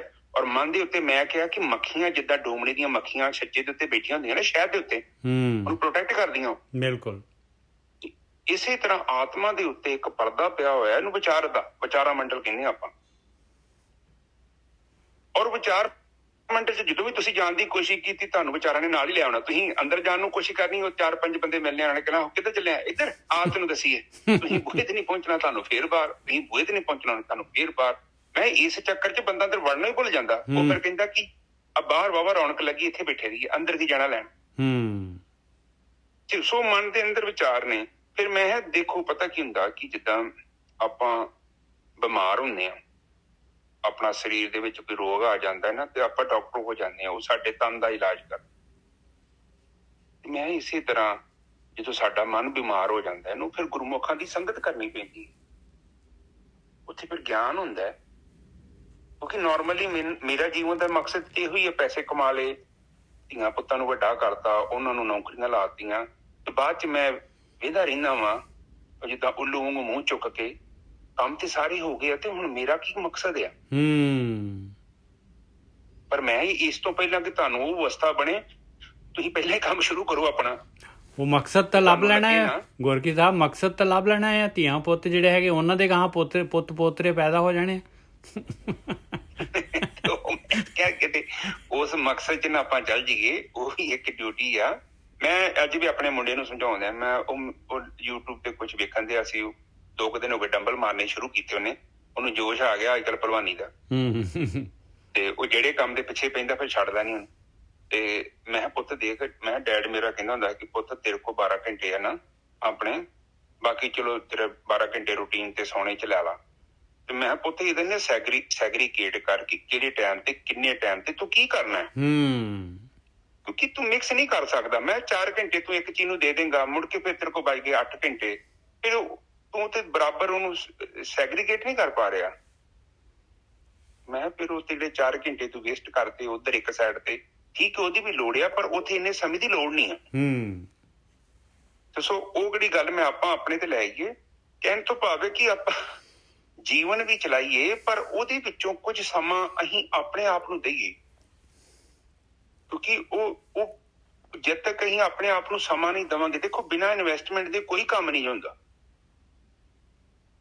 ਕੁਝ ਸਮਾਂ ਸਾਨੂੰ ਆਪਣੇ ਜੀਵਨ ਚ, ਮੈਂ ਇਹ ਮੰਨਦਾ ਹਾਂ ਤੁਹਾਨੂੰ ਫਾਇਦਾ ਨਹੀਂ ਹੋਣਾ ਕਿਉਂਕਿ ਤੁਹਾਡੇ $2-4 $20 ਘੱਟ ਕਮਾਏ ਜਾਣੇ ਆ 101%। ਇਹਦੇ ਵਿੱਚ ਮੈਂ ਪੱਕਾ ਤੁਹਾਨੂੰ ਕਹਿਣਾ ਵਾ, ਹੋ ਸਕਦਾ ਕਿ ਤੁਸੀਂ ਜਿੱਥੇ 7 ਘਰ ਬਣਾਉਣੇ ਆ ਉੱਥੇ ਤੁਸੀਂ 3 ਬਣਾਓ, ਹੋ ਸਕਦਾ 2 ਬਣਾਓ, 1 ਬਣਾਓ। ਉਹਨੀਆਂ ਤੁਹਾਡੀਆਂ ਫੈਕਟਰੀਆਂ ਨਹੀਂ ਬਣਨਗੀਆਂ, ਤੁਹਾਡੇ ਕੋਲ ਉਹਨਾਂ ਪੈਸਾ ਨਹੀਂ ਆਵੇਗਾ, ਇਹ ਗਰੰਟੀ ਹੈ। ਕਿਉਂਕਿ ਉਹ ਇੱਕ ਅਲੱਗ ਵਿਸ਼ਾ ਹੈ, ਪਰ ਤੁਸੀਂ ਇੱਕ ਬੜੀ ਕੀਮਤੀ ਚੀਜ਼ ਨਾਲ ਲੈ ਕੇ ਜਾਓਗੇ। ਕਿਉਂਕਿ ਦੂਜਾ ਸਮਾਨ ਜਿਹੜਾ ਨਾ ਉਹ ਧਰਤੀ ਹੈ, ਉਹ ਧਰਤੀ ਇੱਥੇ ਰਹਿ ਜਾਣੀ ਹੈ, ਬਾਕੀ ਵੀ ਅਸੀਂ ਕੁਝ ਲੈ ਕੇ ਨਹੀਂ ਆਏ, ਸਾਰਾ ਸਮਾਨ ਇੱਥੇ ਰਹਿ ਜਾਣਾ ਹੈ। ਕਿਉਂਕਿ ਅੱਗੇ ਦੀ ਜਰਨੀ ਬੜੀ ਔਖੀ ਹੈ, ਉਹ ਜਰਨੀ ਦੇ ਲਈ ਆਪਾਂ ਨੂੰ ਤਿਆਰੀ ਕਰਨੀ ਬੜੀ ਜ਼ਰੂਰੀ ਹੈ। ਉਹ ਟਾਈਮ ਸਿਰ ਤੇ ਕੀਤੀ ਹੋਵੇ ਸ਼ੁਰੂ। ਹੁਣ ਤੁਸੀਂ ਜਾਣਾ ਹੋਵੇ ਕਿਤੇ ਦੂਰ ਤੇ ਤੁਹਾਨੂੰ ਪਤਾ ਕਿ 20-25 ਦਿਨ ਉੱਥੇ ਰਹਿਣਾ, ਤੇ ਨੈਚੁਰਲੀ ਉਹਦੀ ਪੈਕਿੰਗ ਨਿੱਜਾ ਸਾਹਿਬ ਥੋੜੀ ਡਿਫਰੈਂਟ ਟਾਈਪ ਦੀ ਹੋਊਗੀ ਨਾ, ਤਿਆਰੀ ਵੀ ਵੱਖਰੀ ਹੋਊਗੀ ਨਾ। ਬਿਲਕੁਲ 12-13 ਦਿਨ ਰਹਿਣੇ ਆ, ਉਹਦਾ ਫਿਰ ਕੱਪੜੇ ਵੀ 12-13 ਦਿਨ ਦੇ ਚਾਹੀਦੇ ਨੇ, ਜੁੱਤੀਆਂ ਚਾਹੀਦੀਆਂ ਨੇ, ਹੋਰ ਆਪਣੇ ਟੂਥਪੇਸਟ, ਸਾਬਣ ਸੁਬਨੈਰਾ ਵਗੈਰਾ, ਉੱਥੋਂ ਦਾ ਰਹਿਣ ਦਾ ਵੀ ਅਰੇਂਜਮੈਂਟ, ਕਿਤੇ ਹੋਟਲ 'ਚ ਰਹਿਣਾ ਜਾਂ ਸਰਾਂ 'ਚ ਰਹਿਣਾ ਹੈ ਜਾਂ ਕਿਸੇ ਦੋਸਤ ਕੋਲ ਰਹਿਣਾ ਹੈ। ਸੋ ਟਿਕਟ ਕਿੱਦਾਂ ਲੈਣੀ ਹੈ, ਟ੍ਰੇਨ ਤੇ ਜਾਣਾ ਹੈ ਜਾਂ ਪਲੇਨ 'ਚ ਜਾਣਾ ਹੈ ਜਾਂ ਕੋਈ ਟਰੱਕ ਜਾਂ ਬੱਸ ਤੇ ਜਾਣਾ ਹੈ, ਉਸ ਸਾਡੀ ਜਰਨੀ ਤੇ ਡਿਪੈਂਡ, ਹੋ ਸਕਦਾ ਪੈਦਲ ਵੀ ਜਾਣਾ ਹੋਵੇ, ਤੇ ਉਹ ਆਪਾਂ ਤਿਆਰੀ ਕਰਦੇ ਹਾਂ। ਪਰ ਇਨਸਾਨ ਦੀ ਇੱਕ ਬੜੀ ਕਈ ਵਾਰੀ ਮੈਂ ਸੋਚਦਾ ਕਿ ਇੱਥੇ ਵੀ ਪਤਾ ਨਹੀਂ ਕੀ ਅੱਗ ਲੱਗੀ ਹੋਈ ਹੈ, ਬੰਦਾ ਪੈਸਾ ਹੀ ਪੈਸਾ, ਇੰਨਾ ਪੈਸਾ ਹੈਗਾ ਆਲਰੇਡੀ, ਫਿਰ ਵੀ ਹੋਰ ਮੰਗੀ ਜਾਂਦਾ ਹੈ। ਔਰ ਇਹ ਨਹੀਂ ਵੱਡੇ ਬੰਦੇ ਵੇਖੀ, ਔਰ ਮੈਂ ਹੈਰਾਨ ਹੁੰਦਾ ਕਿ ਤੂੰ ਇੰਨਾ ਪੈਸਾ ਲੈ ਕੇ ਤੂੰ ਕਰਨਾ ਕੀ ਹੈ? ਤੂੰ ਕਿੱਥੇ ਜਾ ਰਹੇ ਆ? ਉੱਥੇ ਇੱਥੇ ਰਹਿ ਜਾਣਾ। ਔਰ ਇਹ ਜਿਹੜਾ ਪੈਸਾ ਵੀ ਏਡਾ ਵਧੀਆ ਪੈਸਾ ਨਹੀਂ ਹੈ ਜਿਹੜਾ ਤੂੰ ਕਮਾ ਰਿਹਾ, ਪਰ ਉਹਨੂੰ ਵਿਚਾਰੇ ਨੂੰ ਪਤਾ ਨਹੀਂ ਲੱਗਣ ਦਿਆ।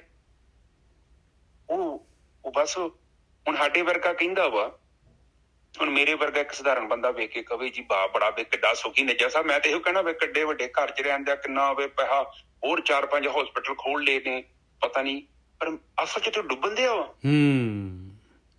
ਗਹਿਰਾ ਡੁੱਬ ਰਿਹਾ ਉਹ। ਬਿਲਕੁਲ ਉਹਨੂੰ ਵਿਚਾਰੇ ਨੂੰ ਪਤਾ ਹੀ ਨਹੀਂ ਕਿ ਤੇਰੀ ਜ਼ਿੰਦਗੀ ਦਾ ਮਕਸਦ ਕੁਝ ਹੋਰ ਸੀ। ਤੂੰ ਥੋੜਾ ਬਹੁਤ ਆਪਣਾ ਸਮਾਂ ਕੱਢਦਾ, ਤੈਨੂੰ ਗਿਆਨ ਹੁੰਦਾ, ਤੂੰ ਮਤਲਬ ਜੇ ਤੈਨੂੰ ਗਿਆਨ ਹੁੰਦਾ ਤੇ ਤੇਰੇ ਜਿਹੜੇ ਪ੍ਰਾਈਸ ਉਹ ਘਟਣੇ ਚਾਹੀਦੇ ਸੀ, ਕਿਉਂਕਿ ਤੂੰ ਬਹੁਤ ਜ਼ਿਆਦਾ ਪ੍ਰਾਈਸ ਲੈ ਰਿਹਾ। ਹੁਣ ਬੰਦਾ ਫਸਿਆ, ਹੁਣੀ ਇੱਕ ਆਪਣੇ ਗਰੁੱਪ 'ਚ ਹੀ ਮੁੰਡਾ ਵਾ, 5 ਮਿੰਟ ਹੈਗੇ ਸੌਰੀ, ਫਿਰ ਉਹ ਕਥਾ ਤੇ ਪੂਰੀ ਹੋ ਗਈ, ਗੱਲਾਂ ਹੀ ਕਰਨੀਆਂ ਨੇ। ਉਹ ਬੱਚਾ, ਉਹਦੇ ਘਰ ਬੇਬੀ ਹੋਣਾ ਸੀ, ਆਪ ਉਹ ਭਰਾ ਵੀ ਉਹਦਾ ਪਿਓ ਵੀ ਉੱਥੇ ਬਾਹਰ ਬੈਠੇ ਨੇ ਕਤਰ ਦੇ ਵਿੱਚ, ਉੱਥੇ ਸ਼ੈੱਡ ਕੰਮ ਕਰਨਾ, ਤੇ ਕੱਲ ਵਾਈਫ ਕੱਲੀ ਆ ਤੇ ਇੱਕ ਉਹਦੀ ਭੈਣ ਆ, ਤੇ ਮੰਮੀ ਦੀ ਡੈਥ ਹੋ ਗਈ ਸੀ, ਤੇ ਸੱਸ ਤੇ ਸਹੁਰਾ।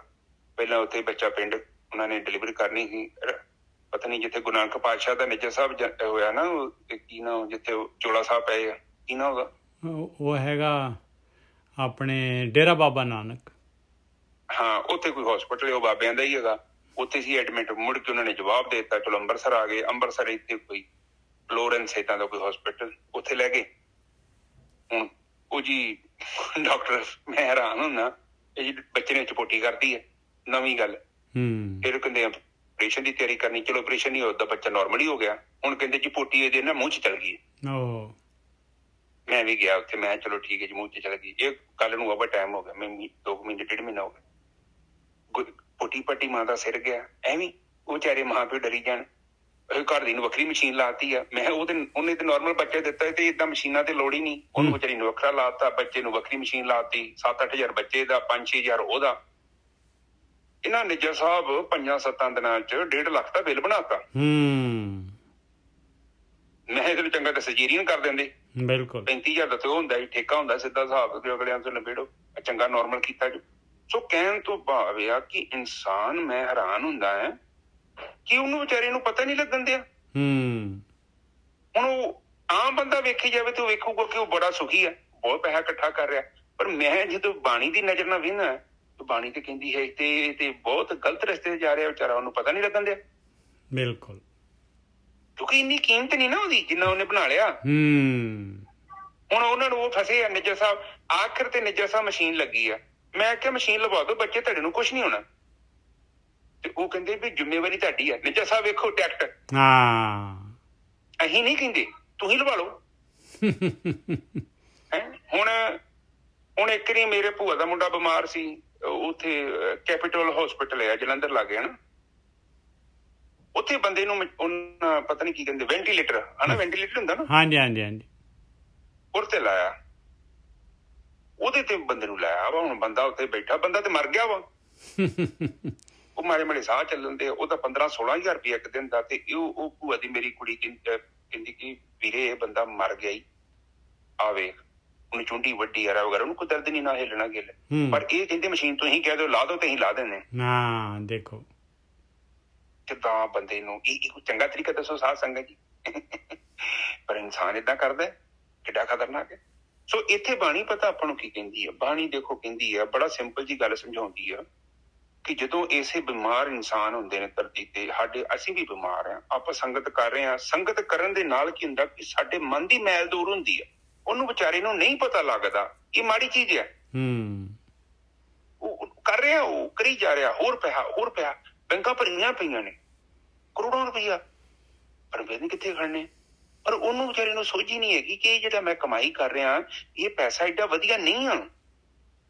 ਔਰ ਇਸ ਪੈਸੇ ਨੇ ਮੈਨੂੰ ਏਦਾਂ ਦਾ ਕਰਨਾ ਕਿ ਮੇਰੀ ਕਿਸ਼ਤੀ ਪਾਣੀ ਦੇ ਕਿਨਾਰੇ ਤੇ ਜਦੋਂ ਮੈਂ ਠੇਲੀ ਨਾ, ਨਾਲ ਡੁੱਬ ਜਾਣੀ ਆ, ਦੂਰ ਨਹੀਂ ਜਾ ਪਾਵਾਂਗਾ। ਸੋ ਪਰਲੇ ਪਾਰ ਜਾਣਾ ਹੈ ਆਪਾਂ। ਔਰ ਉਸ ਲਈ ਇੱਕ ਚੀਜ਼ ਨੂੰ ਆਪਣੇ ਮਨ ਚ ਹਮੇਸ਼ਾ ਧਾਰਨੀ ਹੈ। ਇੱਕ ਸਿੰਪਲ ਜਿਹਾ ਫਾਰਮੂਲਾ ਤੁਹਾਨੂੰ ਮੈਂ ਦੱਸਦਾ। ਜਿਸ ਇਨਸਾਨ ਦੇ ਅੰਦਰ ਇੰਨੀ ਬੁੱਧੀ ਆ ਗਈ, ਇੰਨਾ ਗਿਆਨ ਆ ਗਿਆ, ਜਿਹਨੂੰ ਭਲੇ ਅਤੇ ਬੁਰੇ ਦਾ ਭੇਦ ਪਤਾ ਲੱਗ ਗਿਆ। ਇੱਕ ਤੇ ਨੰਬਰ 1 ਇਹ ਜੇ, ਠੀਕ ਹੈ, ਭਲੇ ਅਤੇ ਬੁਰੇ ਦੇ ਵਿੱਚ ਕੀ ਫਰਕ ਹੈ ਇਹਦਾ ਪਤਾ ਲੱਗਾ। ਔਰ ਉਸ ਤੋਂ ਬਾਅਦ ਉਹਨੇ ਬੁਰੇ ਨੂੰ ਛੱਡ ਕੇ ਤੇ ਭਲੇ ਦਾ ਸੰਗ ਕਰ ਲਿਆ। ਇਹ ਬੰਦਾ ਮੁਕਤ ਜੇ, ਬਿਲਕੁਲ ਹੀ। ਹੋਰ ਕੋਈ ਕਸਵੱਟੀ ਦੀ ਲੋੜ ਨਹੀਂ। ਇਹ ਕਬੀਰ ਜੀ ਇਹੋ ਗੱਲ ਨੂੰ ਕਹਿ ਰਹੇ ਨੇ, ਜਿਸ ਮਰਨੀ ਸੇ ਜਗ ਡਰੇ ਮੇਰੇ ਮਨ ਆਨੰਦ, ਮਰਨੇ ਹੀ ਤੇ ਪਾਈਏ ਪੂਰਨ ਪਰਮਾਨੰਦ। ਜਿਸ ਬੰਦੇ ਨੇ ਐਸੀ ਤਕੜੀ ਆਪਣੇ ਅੰਦਰ ਪੈਦਾ ਕਰ ਲਈ ਆ, ਸਹੀ ਅਤੇ ਗਲਤ ਦਾ ਪਹਿਲੀ ਗੱਲ ਤੇ ਉਹਨੇ ਫੈਸਲਾ ਕਰਨਾ। ਇਹ ਚੀਜ਼ ਤੁਸੀਂ ਕਰਨੀ ਹੈ, ਕੋਈ ਨਹੀਂ ਦੱਸੂਗਾ ਤੁਹਾਨੂੰ। ਤੁਹਾਡੇ ਤੁਸੀਂ ਅੰਦਰ ਬੈਠੇ ਜੋ, ਕਰਨ ਵਾਲੇ ਤੁਸੀਂ ਜੋ। ਸਹੀ ਤੇ ਗਲਤ ਪਤਾ ਲੱਗ ਗਿਆ ਤੇ ਤੁਸੀਂ ਗਲਤ ਨੂੰ ਛੱਡ ਦੇਣਾ ਤੇ ਸਹੀ ਨੂੰ ਫੜ ਲੈਣਾ। ਇਸ ਬੰਦੇ ਨੂੰ ਕੋਈ ਦੁਨੀਆ ਦੀ ਤਾਕਤ ਨਹੀਂ ਬ੍ਰਹਮਲੀਨ ਹੋਣ ਲਈ ਰੋਕ ਦੇ, ਨਹੀਂ ਰੁਕੇਗਾ। ਇਸ ਤੋਂ ਅੱਗੇ ਇੱਕ ਹੋਰ ਆਪਸ਼ਨ ਆ। ਸਾਨੂੰ ਪਤਾ ਹੈ ਕੰਮ ਗਲਤ ਹੈ, ਇਹਦੇ ਬਾਵਜੂਦ ਵੀ ਮੈਂ ਨਹੀਂ ਰੋਕ ਪਾ ਰਿਹਾ, ਹੁਣ ਕੀ ਕੀਤਾ ਜਾਵੇ। ਇੱਥੇ ਫਿਰ ਬਾਣੀ ਕਹਿੰਦੀ ਆ, ਭਰੀਏ ਮਤ ਪਾਪਾਂ ਕੇ ਸੰਗ, ਉਹ ਤੋਪੇ ਨਾਵੇਂ ਕੇ ਉਹ ਤੋਵੇ, ਉਹ ਤੋਪੇ ਨਾਵੇਂ ਕੇ ਰੰਗ ਨਾ। ਫਿਰ ਉਹਦੇ ਵਿੱਚ ਸੈਕੰਡ ਆਪਸ਼ਨ ਹੈ। ਮੇਰੇ ਹਿਸਾਬ ਨਾਲ ਆਪਣੇ ਚੋਂ ਜ਼ਿਆਦਾ ਇਹ ਸੈਕੰਡ ਆਪਸ਼ਨ ਚ ਆ ਜਾਂਦੇ ਨੇ। ਇਹੀ ਆ ਸਾਹਿਬ, ਬਿਲਕੁਲ ਠੀਕ ਹੈ ਜੀ। ਹਾਂ, ਨਹੀਂ ਸ਼ਕਤੀ ਹੈਗੀ, ਸ਼ਕਤੀਹੀਣ ਹੈ ਆਪਾਂ। ਜਿਹੜਾ ਕਾਮ, ਕ੍ਰੋਧ, ਲੋਭ, ਮੋਹ, ਹੰਕਾਰ, ਰਾਗ ਤੇ ਦਵੈਸ਼ ਪਾਵਰਫੁਲ ਨੇ, ਸਾਨੂੰ ਢਾਹ ਲੈਂਦੇ ਨੇ। ਜਿੱਦਾਂ ਇੱਕ ਵੱਡਾ ਭਲਵਾਨ ਹੋਵੇ, ਇੱਕ ਛੋਟਾ ਭਲਵਾਨ ਹੋਵੇ, ਤੇ ਛੋਟੇ ਭਲਵਾਨ ਦੇ ਤੇ ਪੈਰ ਹੀ ਨਹੀਂ ਲੱਗਣ ਦਿੰਦਾ। ਉਹਦੀ ਕਿਤੇ ਲੱਤ ਖਿੱਚ ਦਿੰਦਾ, ਕਿਤੇ ਧੌਣ ਤੇ ਚਪੇੜ ਮਾਰਦਾ। ਉਹ ਹਿਸਾਬ ਸਾਡਾ ਵਾ। ਆਪਾਂ ਹੈਗੇ ਛੋਟੇ ਭਲਵਾਨ ਤੇ ਸਾਨੂੰ ਚਾਹੀਦੀ ਵੀਟੋ ਪਾਵਰ। ਔਰ ਵੀਟੋ ਪਾਵਰ ਦੇ ਲਈ ਸਾਨੂੰ ਧਿਆਨ ਸਿਮਰਨ ਕਰਨਾ ਪਊਗਾ, ਸਾਨੂੰ ਬੰਦਗੀ ਕਰਨੀ ਪਊ। ਸੋ ਇੱਥੇ ਆਪਾਂ ਇਹੋ ਕਰ ਰਹੇ ਹਾਂ ਕਿ ਭਗਤੀ ਕੀਤੀ ਜਾਵੇ ਤੇ ਸਾਡੇ ਅੰਦਰ ਜਿਹੜੀ ਨਾ ਸਮਰੱਥਾ ਵਾਜੇ, ਸਾਡੇ ਅੰਦਰ ਸ਼ਕਤੀ ਵਧਣੀ ਹੈ, ਇਨਕਰੀਜ਼ ਹੋਊਗੀ। ਤੁਹਾਡੇ ਅੰਦਰ ਦੇਖਿਓ, ਜਦੋਂ ਤੁਹਾਡੇ ਅੰਦਰ ਚੇਤਨਾ ਪ੍ਰਗਟ ਹੋਈ ਨਾ, ਫਿਰ ਚੇਤਨਾ ਪਾਵਰਫੁਲ ਹੋ ਜਾਣੀ। ਫਿਰ ਉਹਨੂੰ ਦੋਸ਼ ਜਿਹੜੇ ਨੇ ਔਗਣ ਨੇ ਨੱਪ ਨਹੀਂ ਸਕਦੇ। ਬਹੁਤ ਔਖਾ ਨੱਪਣਾ, ਭਾਵੇਂ ਤੁਹਾਡੀ ਧੌਣ ਵੱਢਦੇ ਕੋਈ। ਜੇ ਨਹੀਂ ਯਕੀਨ ਤੇ ਇਤਿਹਾਸ ਵੇਖੋ, ਸਾਰਾ ਭਰਿਆ ਪਿਆ। ਲੋਕਾਂ ਨੇ ਕੀ ਨਹੀਂ ਕੀਤਾ, ਪਰ ਉਹਨਾਂ ਪਰਵਾਹ ਕੀਤੀ ਨਹੀਂ, ਡਰੇ। ਉਹ ਕਹਿੰਦੇ ਕਿ ਤੁਹਾਡਾ ਧਰਮ ਬਦਲ ਦਿੰਦੇ ਆ। ਉਹ ਕਹਿੰਦੇ ਨਹੀਂ, ਅਸੀਂ ਨਹੀਂ ਧਰਮ ਬਦਲਾਉਣਾ। ਤੇ ਹੁਣ ਵੇਖੋ, ਆਮ ਹੀ ਪੰਜਾਬ 'ਚ ਕਿੰਨੇ ਲੋਕ ਆਪਣੇ ਧਰਮ ਛੱਡ ਕੇ ਭੱਜ ਜਾਂਦੇ, ਕੋਈ ਕੁਝ ਬਣ ਗਿਆ, ਮੈਂ ਨਾਂ ਨਹੀਂ ਲਵਾਂਗਾ, ਪਰ ਵੇਖੋ ਇਹ ਕੀ ਹੋਇਆ, ਧਰਮੀ ਪਰਿਵਰਤਨ ਕਰਤਾ ਤੇ ਲੋਕ ਨਹੀਂ ਮੰਨਦੇ। ਉਹ ਸਮਝਦੇ ਕਿ ਗੁਰੂ ਗ੍ਰੰਥ ਸਾਹਿਬ ਰੱਖਿਆ ਉੱਥੇ, ਉਹ ਰੱਖਿਆ ਤੇ ਹੈਗਾ, ਉਹ ਤੁਹਾਡਾ ਧਰਮ ਪਰਿਵਰਤਨ ਕਰਤਾ ਉਹਨਾਂ ਨੇ, ਤੁਹਾਨੂੰ ਪਤਾ ਵੀ ਨਹੀਂ ਵਿਚਾਰਿਆਂ ਨੂੰ। ਤੇ ਆਪਣਾ ਪਿੱਛੇ ਵੇਖੋ ਇਤਿਹਾਸ। ਬੇਸ਼ੱਕ ਮੈਂ ਬਾਹਰੋਂ ਭਾਵੇਂ ਸਰੀਰਕ ਤੌਰ ਤੇ ਮਤਲਬ ਮੈਂ ਨਹੀਂ ਉਹ ਕੁਆਲਿਟੀ ਫਿਲ ਕਰਦਾ, ਪਰ ਮੈਂ ਅੰਦਰੋਂ ਸਿੱਖ ਆਇਆ। ਇਹ ਮੇਰੀ ਇੱਕ ਗਰੰਟੀ ਹੈਗੀ ਹੈ, ਕਿਉਂਕਿ ਇਹਦੀ ਗਰੰਟੀ ਮੈਂ ਹੀ ਦੇ ਸਕਦਾ, ਬਾਹਰੀ ਬੰਦੇ ਨੂੰ ਤਾਂ ਪਤਾ ਕੋਈ ਨਹੀਂ। ਜੀਵਨ ਦੇ ਵਿੱਚ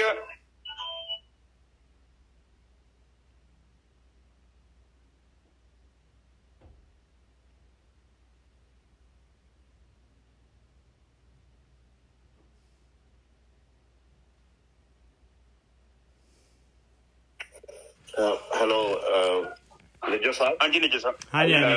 ਹਾਂਜੀ ਗੁਰਕੀ ਸਾਹਿਬ, ਜਿੱਦਾਂ ਤੁਸੀਂ ਗੱਲ ਕਰਦੇ ਹੋ ਨਾ, ਇੱਕ ਚੰਡੀਗੜ੍ਹ ਦੇ ਬਹੁਤ ਵੱਡੇ IAS ਅਫਸਰ ਆਏ ਆ, ਮਹਿੰਦਰ ਸਿੰਘ ਰੰਧਾਵਾ।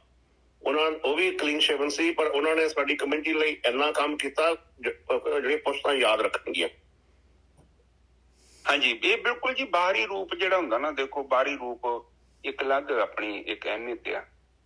ਬਾਣੀ ਆਪ ਕਿੱਥੋਂ ਵੀ ਪੜ੍ਹੋ, ਬਾਣੀ ਏਦਾਂ ਕਿ ਤੁਸੀਂ ਕੜਾਹ ਨੂੰ ਖਾਂਦੇ ਜੋ, ਤੁਸੀਂ ਜਿੱਥੋਂ ਮਰਜ਼ੀ ਸ਼ੁਰੂ ਕਰੋ ਉਹਦਾ ਮਹੱਤਵ ਉੱਥੇ ਆਊਗਾ। ਬਾਣੀ ਦੀ ਕੋਈ ਵੀ ਤੋਂ ਕੱਢ ਕੇ ਵੇਖੋ।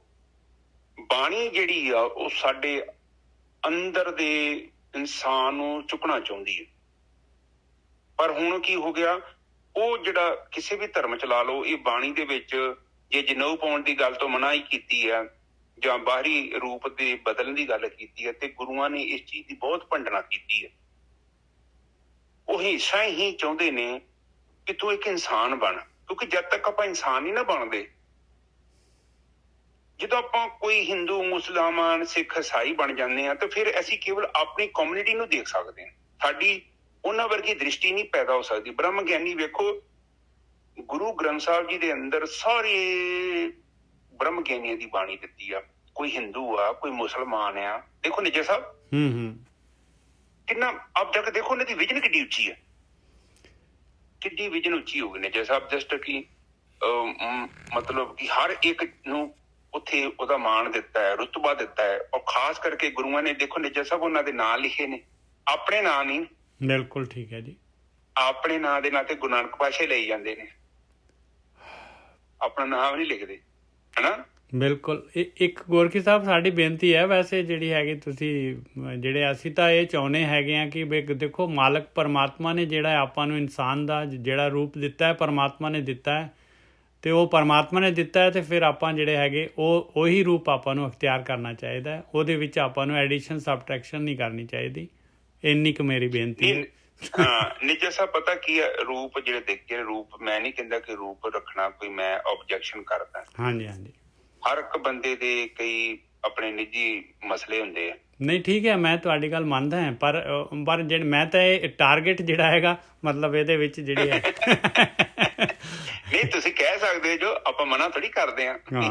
ਆਪਾਂ ਦੇਖੋ ਇਹ ਚ ਆਪਾਂ ਕਿਤੇ ਮਨਾ ਨਹੀਂ ਕਰਦੇ। ਬਿਲਕੁਲ। ਆਖਰ ਤੇ ਇੱਕ ਸਮਾਂ ਆਊਗਾ ਨੈਚੁਰਲੀ, ਜਦੋਂ ਸਮਾਂ ਹੈ ਨਾ ਨਿੱਜਰ ਸਾਹਿਬ, ਆਪਣੇ ਆਪ ਹੀ ਮੈਂ ਉੱਧਰ ਚੱਲ ਜਾਣਾ। ਬਿਲਕੁਲ ਸਹੀ ਗੱਲ ਹੈ। ਮੈਂ ਇਹੀ ਗੱਲ ਕਹਿਲਾਉਣਾ ਚਾਹੁੰਦਾ ਸੀਗਾ ਵੀ ਹਾਲੇ ਮੇਰੇ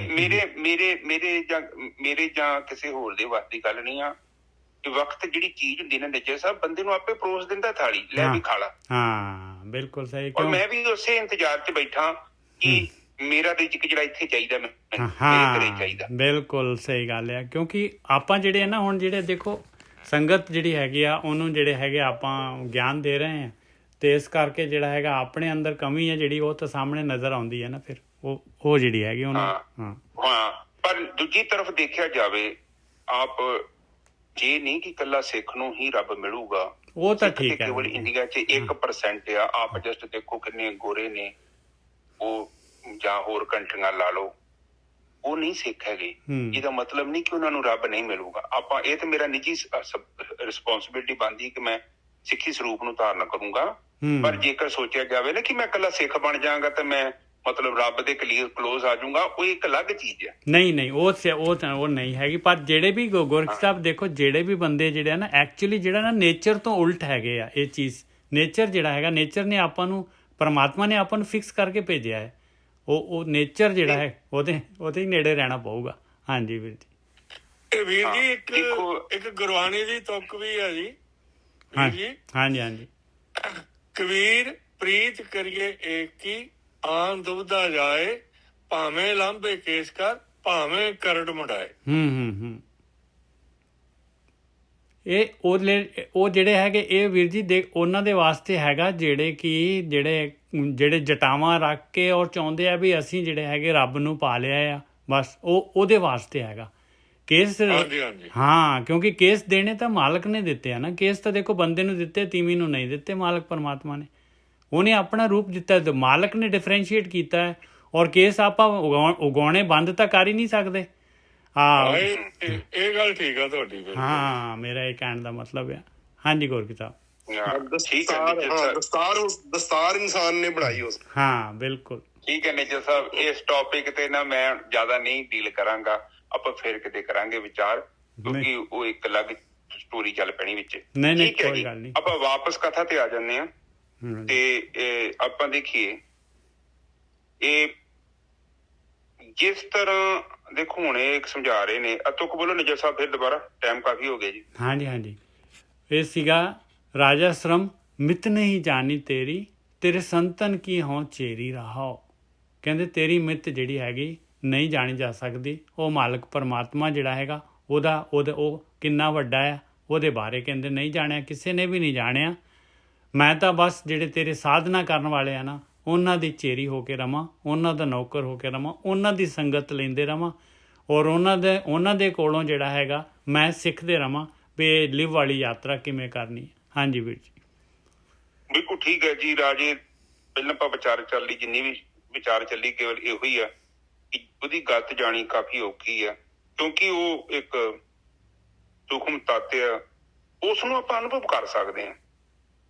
ਜੇਕਰ ਅਸੀਂ ਸੋਚੀਏ ਕੋਈ ਬ੍ਰਹਮ ਗਿਆਨੀ ਜਾਂ ਉਹਨੂੰ ਜਾਣ ਪਾਵੇਗਾ, ਨਹੀਂ ਜਾਣ ਸਕਦਾ, ਕਿਉਂਕਿ ਉਹ ਇੱਕ ਅਲੱਗ ਸ਼ਕਤੀ ਹੈ, ਬਹੁਤ ਪਾਵਰਫੁਲ ਆ। ਜਿੱਥੇ ਅਸੀਂ ਚੱਲ ਜਾਂਦੇ ਹਾਂ ਸਾਡੇ ਤੋਂ ਅੱਗੇ ਹੋ, ਤੁਸੀਂ ਉਹਨੂੰ ਅਨੁਭਵ ਕਰ ਸਕਦੇ ਜੋ। ਜੇਕਰ ਤੁਸੀਂ ਸੋਚੋ ਨਾ ਕੱਲ ਨੂੰ ਬ੍ਰਹਮ ਦੇ ਬਾਰੇ ਜਾਣ ਲੋਗੇ, ਇਹ ਬੜਾ ਮੁਸ਼ਕਲ ਹੈ, ਇਹ ਕਾਫੀ ਮੁਸ਼ਕਲ ਆ। ਇਹਨੂੰ ਬ੍ਰਹਮ ਨੂੰ ਕੋਈ ਵੀ ਨਹੀਂ ਜਾਣ ਸਕਦਾ।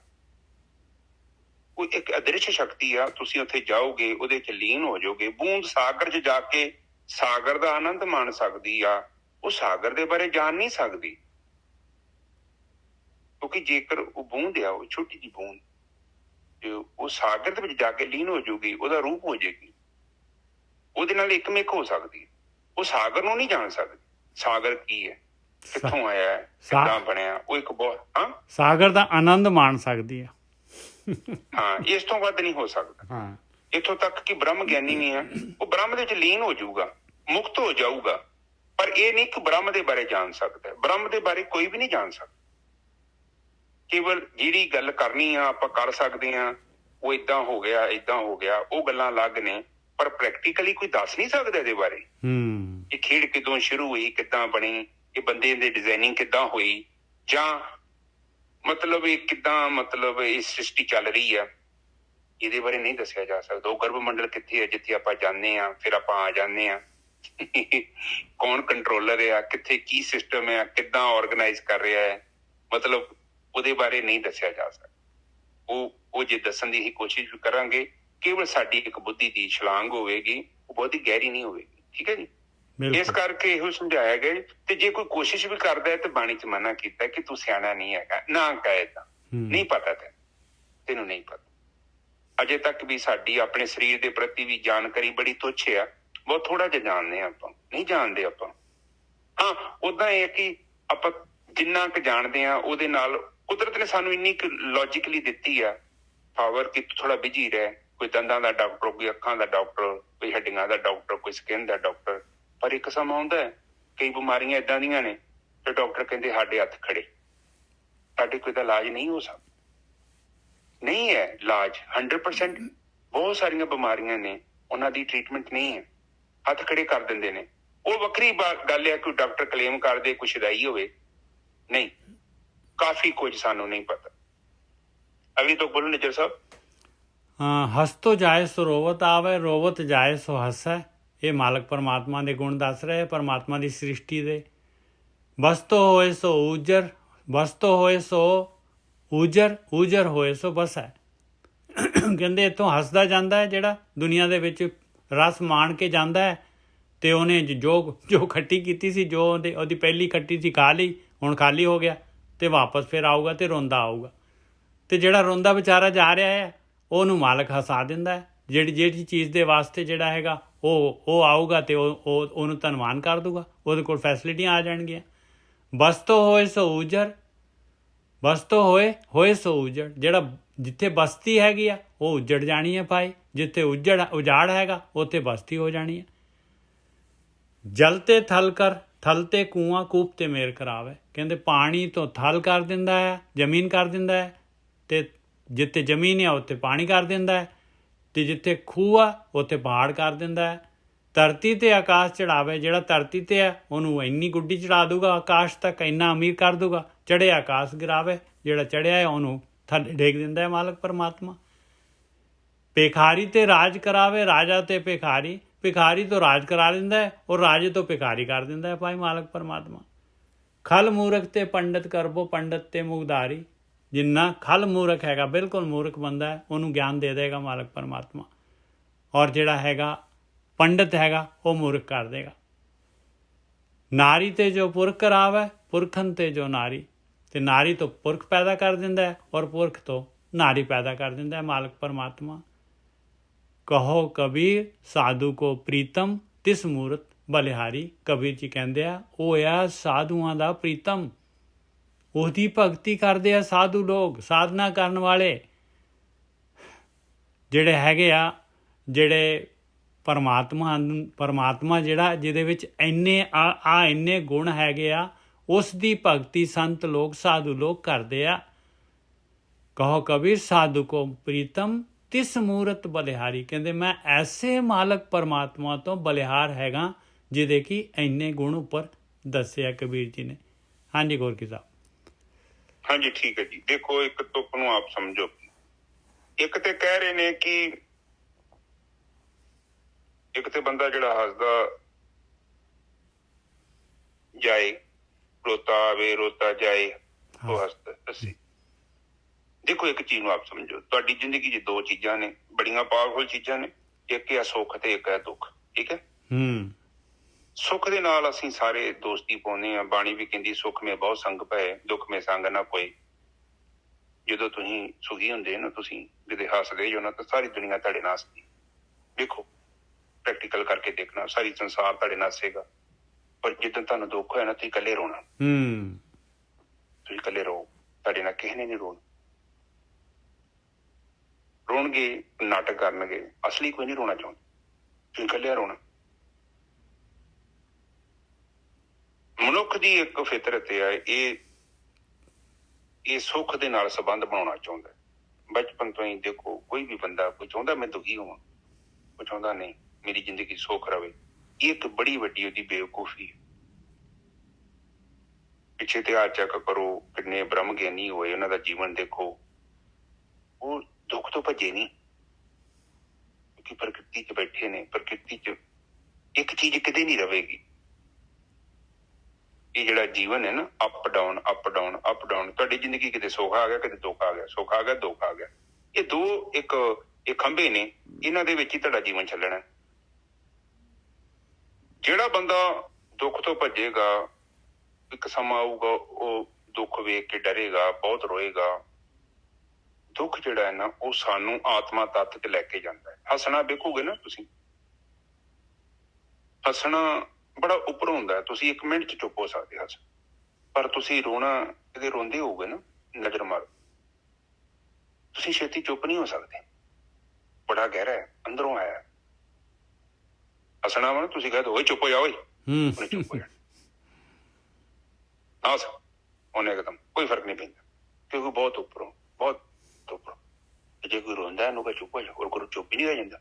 ਤੁਸੀਂ ਕਰਕੇ ਵੇਖ ਲਓ, ਤੁਹਾਡੇ ਜੋ ਹੈਗਾ ਕੋਈ ਚੁੱਪ ਹੋਣ ਵਾਲਾ, ਮੈਨੂੰ ਤਾਂ ਨਹੀਂ ਲੱਗਦਾ। ਹੋ ਸਕਦਾ ਕਿ ਸ਼ਾਇਦ ਕੋਈ ਹੋ ਜੇ ਨਹੀਂ ਚੁੱਪ ਹੋ ਸਕਦਾ, ਕਿਉਂਕਿ ਆਤਮਾ ਝੰਜੋਰੀ ਗਈ ਹੈ, ਬਹੁਤ ਗਹਿਰੀ ਸੱਟ ਵੱਜੀ ਅੰਦਰ ਜਾ, ਅੰਦਰ ਪੂਰਾ ਸਟਰਕਚਰ ਲੱਗਿਆ ਹੈ। ਜਿੱਦਾਂ ਤੂਫਾਨ ਆ ਗਿਆ ਅੰਦਰ, ਉਹਨੂੰ ਸ਼ਾਂਤ ਹੋਣ ਲਈ ਟਾਈਮ ਲੱਗਣਾ। ਦੁੱਖ ਹੈ, ਬਾਣੀ ਕਹਿੰਦੀ ਦੁੱਖ ਦਾਰੂ ਸੁੱਖ ਰੋਗ ਪਿਆ। ਪਰ ਕਹਿੰਦੇ ਤੂੰ ਸੁੱਖ ਦੇ ਪਿੱਛੇ ਨਾ ਭੱਜੀ, ਰੋਗ ਹੀ।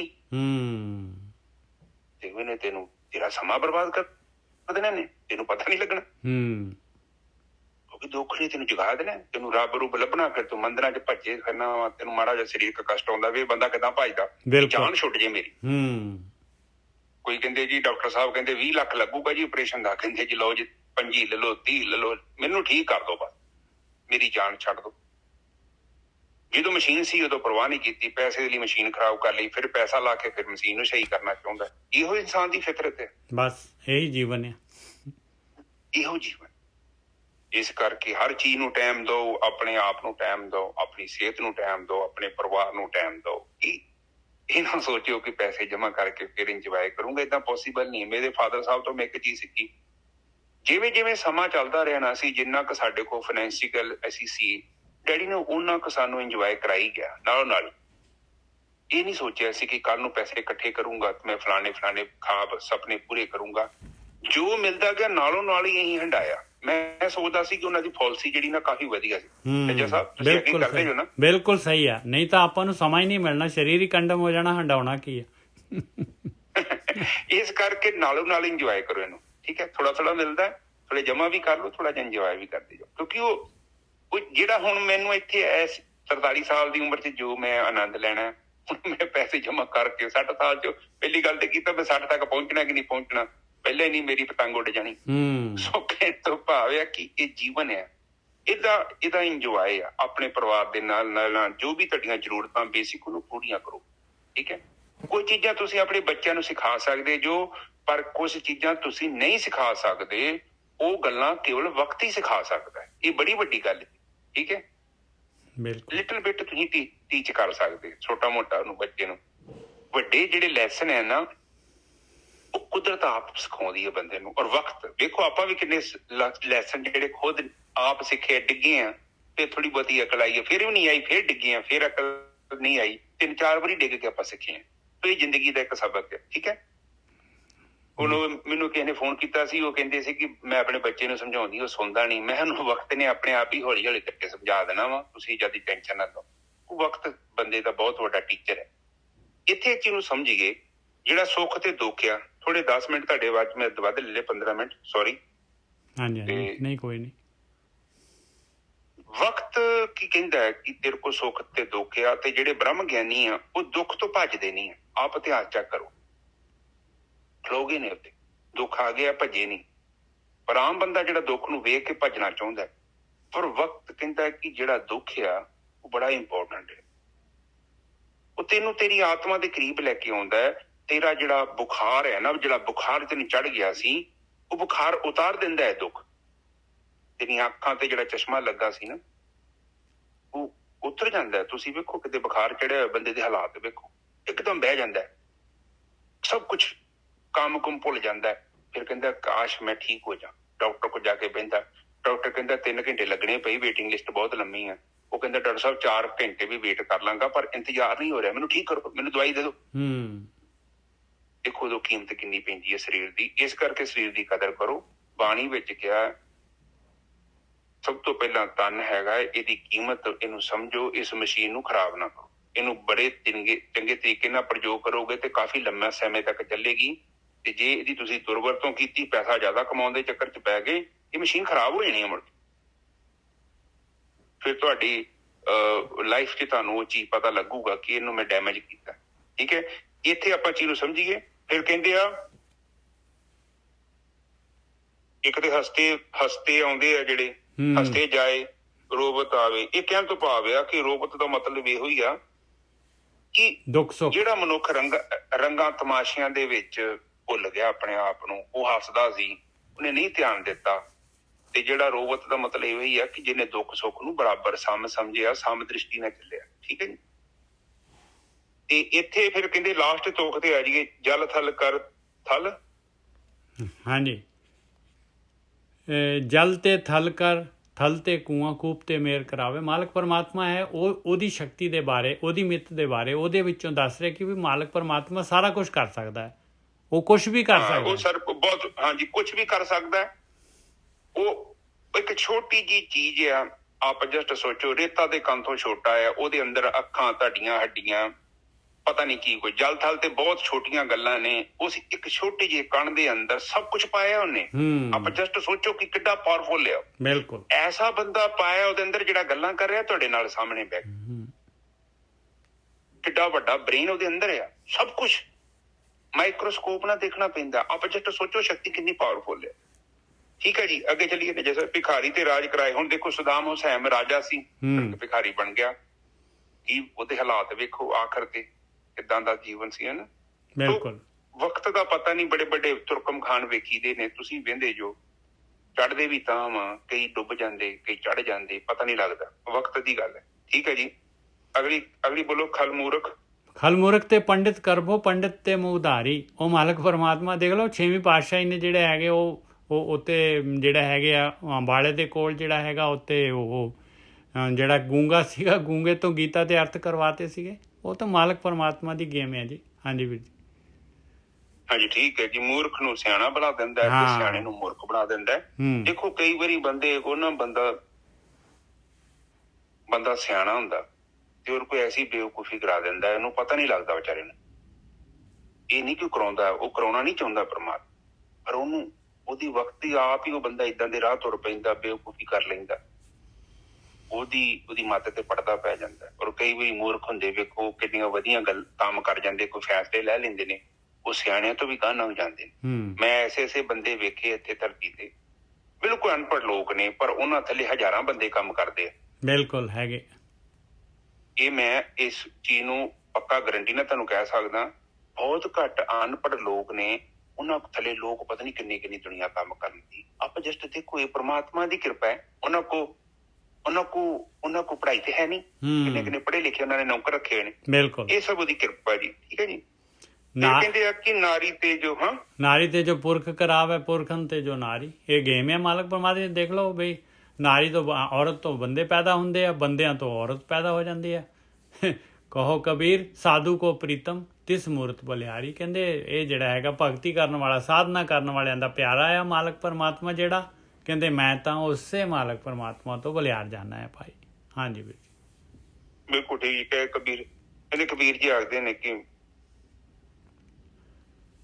ਮੈਂ ਉਸ ਸਰੂਪ ਤੋਂ ਸਦਕੇ ਜਾਣਾ ਹੈ, ਸੰਤ ਜਨਾਂ ਦਾ ਜੋ ਪਿਆਰਾ ਹੈ। ਹਾਂਜੀ ਠੀਕ ਹੈ ਜੀ ਬਿਲਕੁਲ।